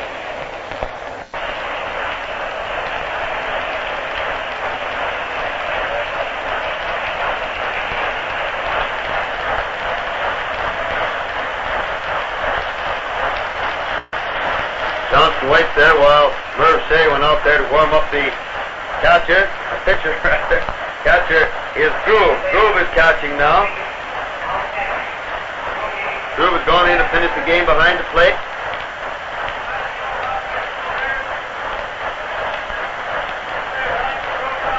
And Johnson swings at the first pitch to hit a ball into the stand to the right of the plate for strike 1.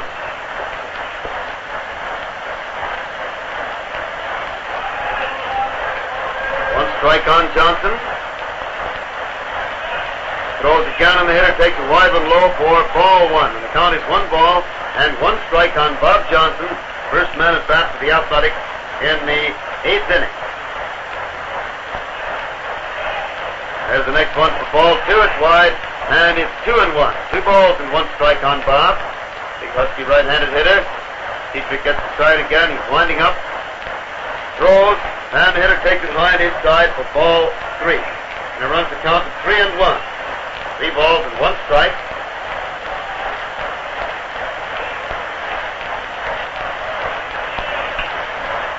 Swings the next one, followed on the ground back to the stands, and it's 3-2. 3 balls and 2 strikes on Johnson.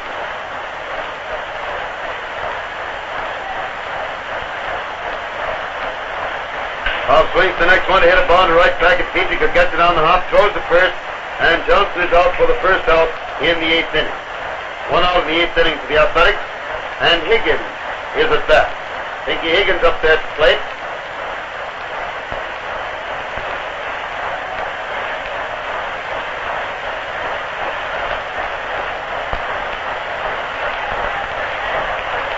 Winds up, throws the first one. It's a high one wide for ball 1. 1 ball called on Higgins. 1 out of the 8th inning for the Athletics. And he swings into the next one. A beauty in the center field for a long single. Rosenthal comes in, fields it on the hop, throws it into second base. And Higgins is on first base with 1 out of the 8th inning for the Athletics. And Frank Hayes, the catcher, is at bat. Oh, yesterday the Athletics won 15-8. Right now the White Sox are leading 19-5. Kind of a series is this, man oh man. Now Dietrich throws the first one, and it's wide across the waist. Ball 1 on Hayes. 1 ball call.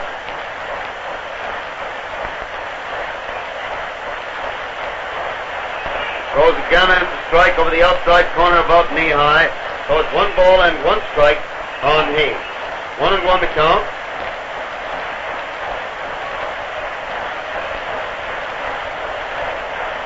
There's the next one inside for ball 2, and it's 2 balls and 1 strike on Hayes. 2-1 is the count.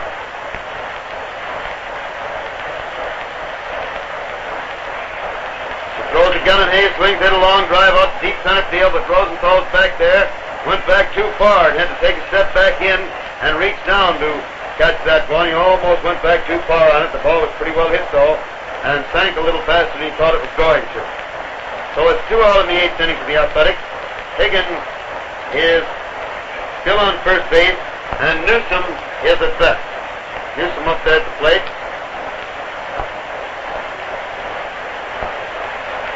First pitch is a ball, wide and low. 1 ball call.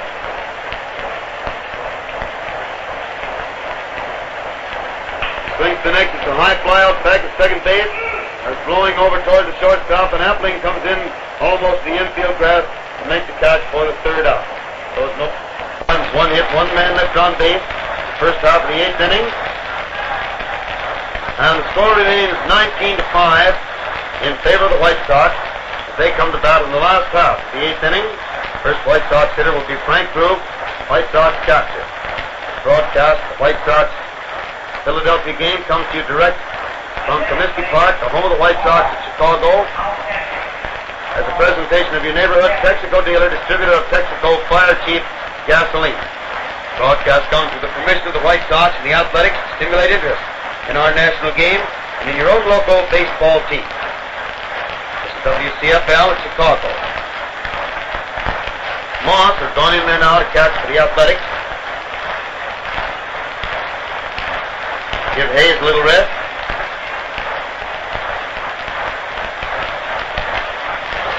And the pitcher, Blythe, finishes his warm-up out there. Moss throws the ball out to second base.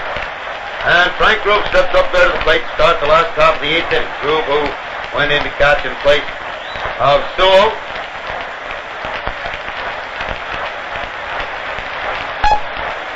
She winds up now, throws, and the hitter swings it, a bounder down the third base line. Higgins gets it easily, throws to first, and it's 1 out in the 8th inning.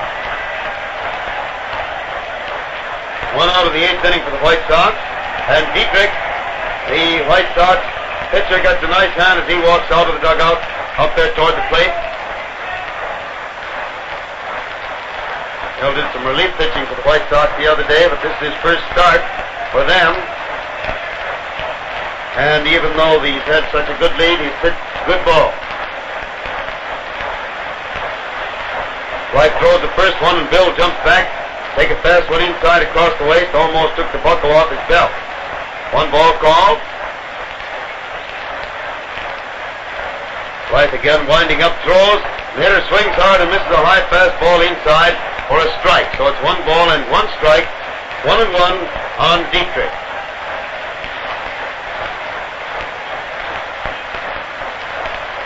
Winding up again, he throws, and the hitter swings it, a little looping fly out over the first baseman's head for his 3rd base hit of the afternoon. A single to right field by Dietrich, putting him on first base with 1 out in the 8th inning, and Rip Radcliffe, the White Sox leadoff man and left fielder at bat. Rip, for all his big batting average, has had a tough day. He scored 3 runs, made only 1 hit, got on base on an error and on a walk. Scored all 3 times he got on base. In the meantime, he flied out 3 times. So he has only 1 hit in 5 times at bat. And the first pitch to Ripper is a strike over the outside corner about waist high. 1 strike is the count. Yeah, 4th hit. You're right, Andy. It's his 4th hit of the day. I lost track of one of those little scratch dribblers down there. Right. Next one, the hitter swings and fouls the ball back on the ground, and it's 2 strikes on Appling. 2 strikes to count. I've got Appling at bat now, huh? Oh, I'm punchy, I'm telling you, especially now. It's Radcliffe at bat. Rip hits the next one. It's a ground ball, an easy one, down to the second baseman. They turned it into a double play. Play going from Johnson to Newsom to Dean, getting Dietrich at second and Radcliffe at first. We're in the 8th inning. No runs, 1 hit for the White Sox. And the score remains 19-5 in favor of the White Sox over the Athletics at the end of the 8th inning. Again, we remind anybody who hasn't already obtained it, or you who have already filled one and want another one, to get busy on the matter of this 1936 Texaco scorebook. An absolutely perfect book in respect that it has all the qualifications of the official book. 17 pages for 17 full games with the full summaries, and a complete scoring system with illustrations. To get it, all you have to do is to stop at any Texaco station, get a request card, ask for a request card, fill it out, mail it, and you'll get your scorebook, and you'll have something that you can record according to the scoring system shown in it, games that you'll remember and be able to live over for years to come. Nemec is batting for Flight to start the 9th inning. Right-handed hitter takes the first one wide for a ball, and here comes ball 2, high and inside, so it's 2-0. 2 balls and no strikes.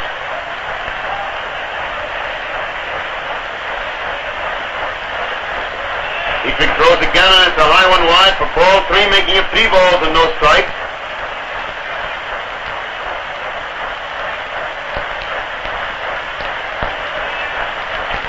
And there's ball 4 inside, and he gets a base on ball to put him on first base with nobody out in the 9th inning, and Peters, who is now playing left field, is at bat.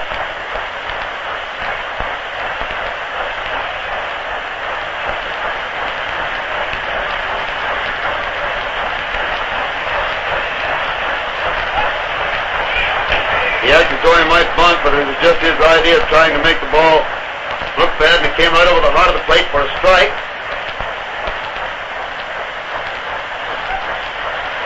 And he swings the next hit, a bounder down past third base foul, and it's 2 strikes.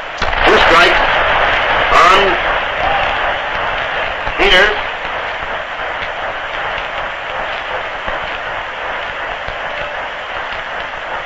Dietrich throws again, and Peters gets a wide one across the waist for ball 1, and the count is 1 ball and 2 strikes.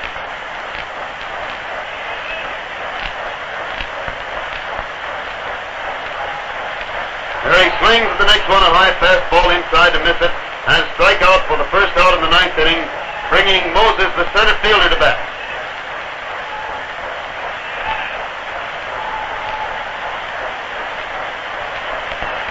Dietrich's out in the grass looking those boys over, seeing where they're playing, rubs the ball up a little, now walks back onto the mound. the outside corner, knee high. 1 strike to count.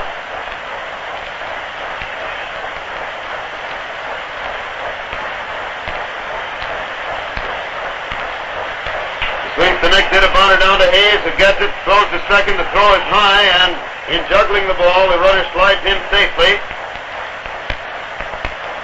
And Appling seems to question that a little bit, and that'll be an error to second base on Hayes, who made that bad throw.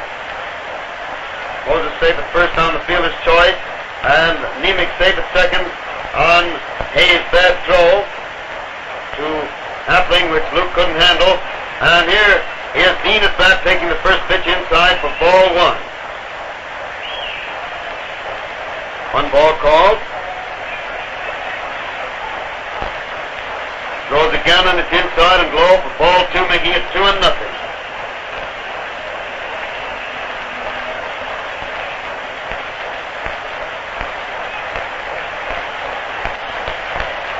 Balls and no strikes. Then he swings the next one. It's a drive out to right center for a good base hit.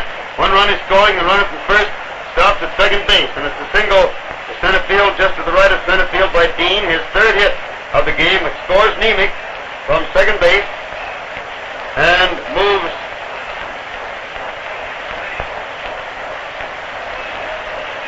the other runner to second base.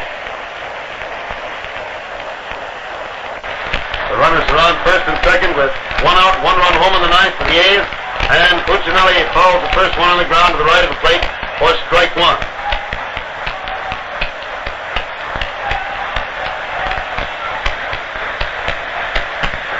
Throws again, and the hitter fouls this one way down the right field line, back into the seat, and it's 2 strikes on Puccinelli. 2 strikes to count.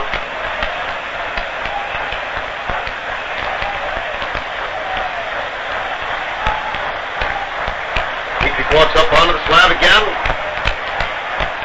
He sign pitches, and it's ball 1, high and inside to make it 1-2.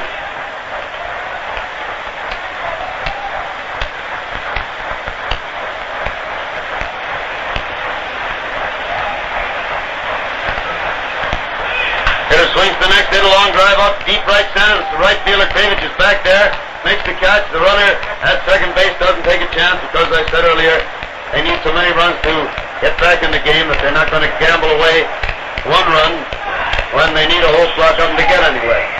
So it's 2 out in the 9th inning for the Athletics. They still have runners on first and second, 1 run home, and Bob Johnson is at bat.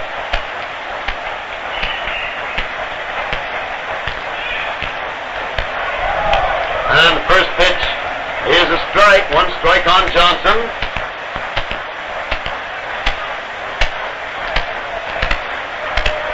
Throws again, and Bob takes it inside and low for ball 1, and the count is 1 ball and 1 strike. Johnson is at bat for the Athletics in the 9th inning. 2 out, 1 run home, and runners on first and second. White Sox leading 19-6, and the next pitch is ball 2, a bad one high and inside. Make it 2-1 on Johnson. 2 balls and 1 strike.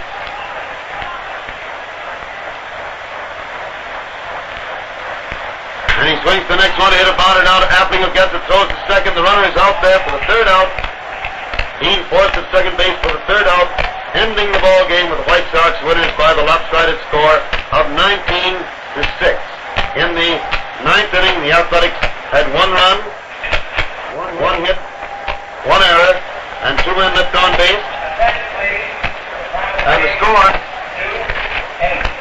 at the final score of the summaries, White Sox had 19 runs, 19 hits, 12 men left on bases. The Athletics runs, 10 hits, 3 errors, and 8 men left on the bases.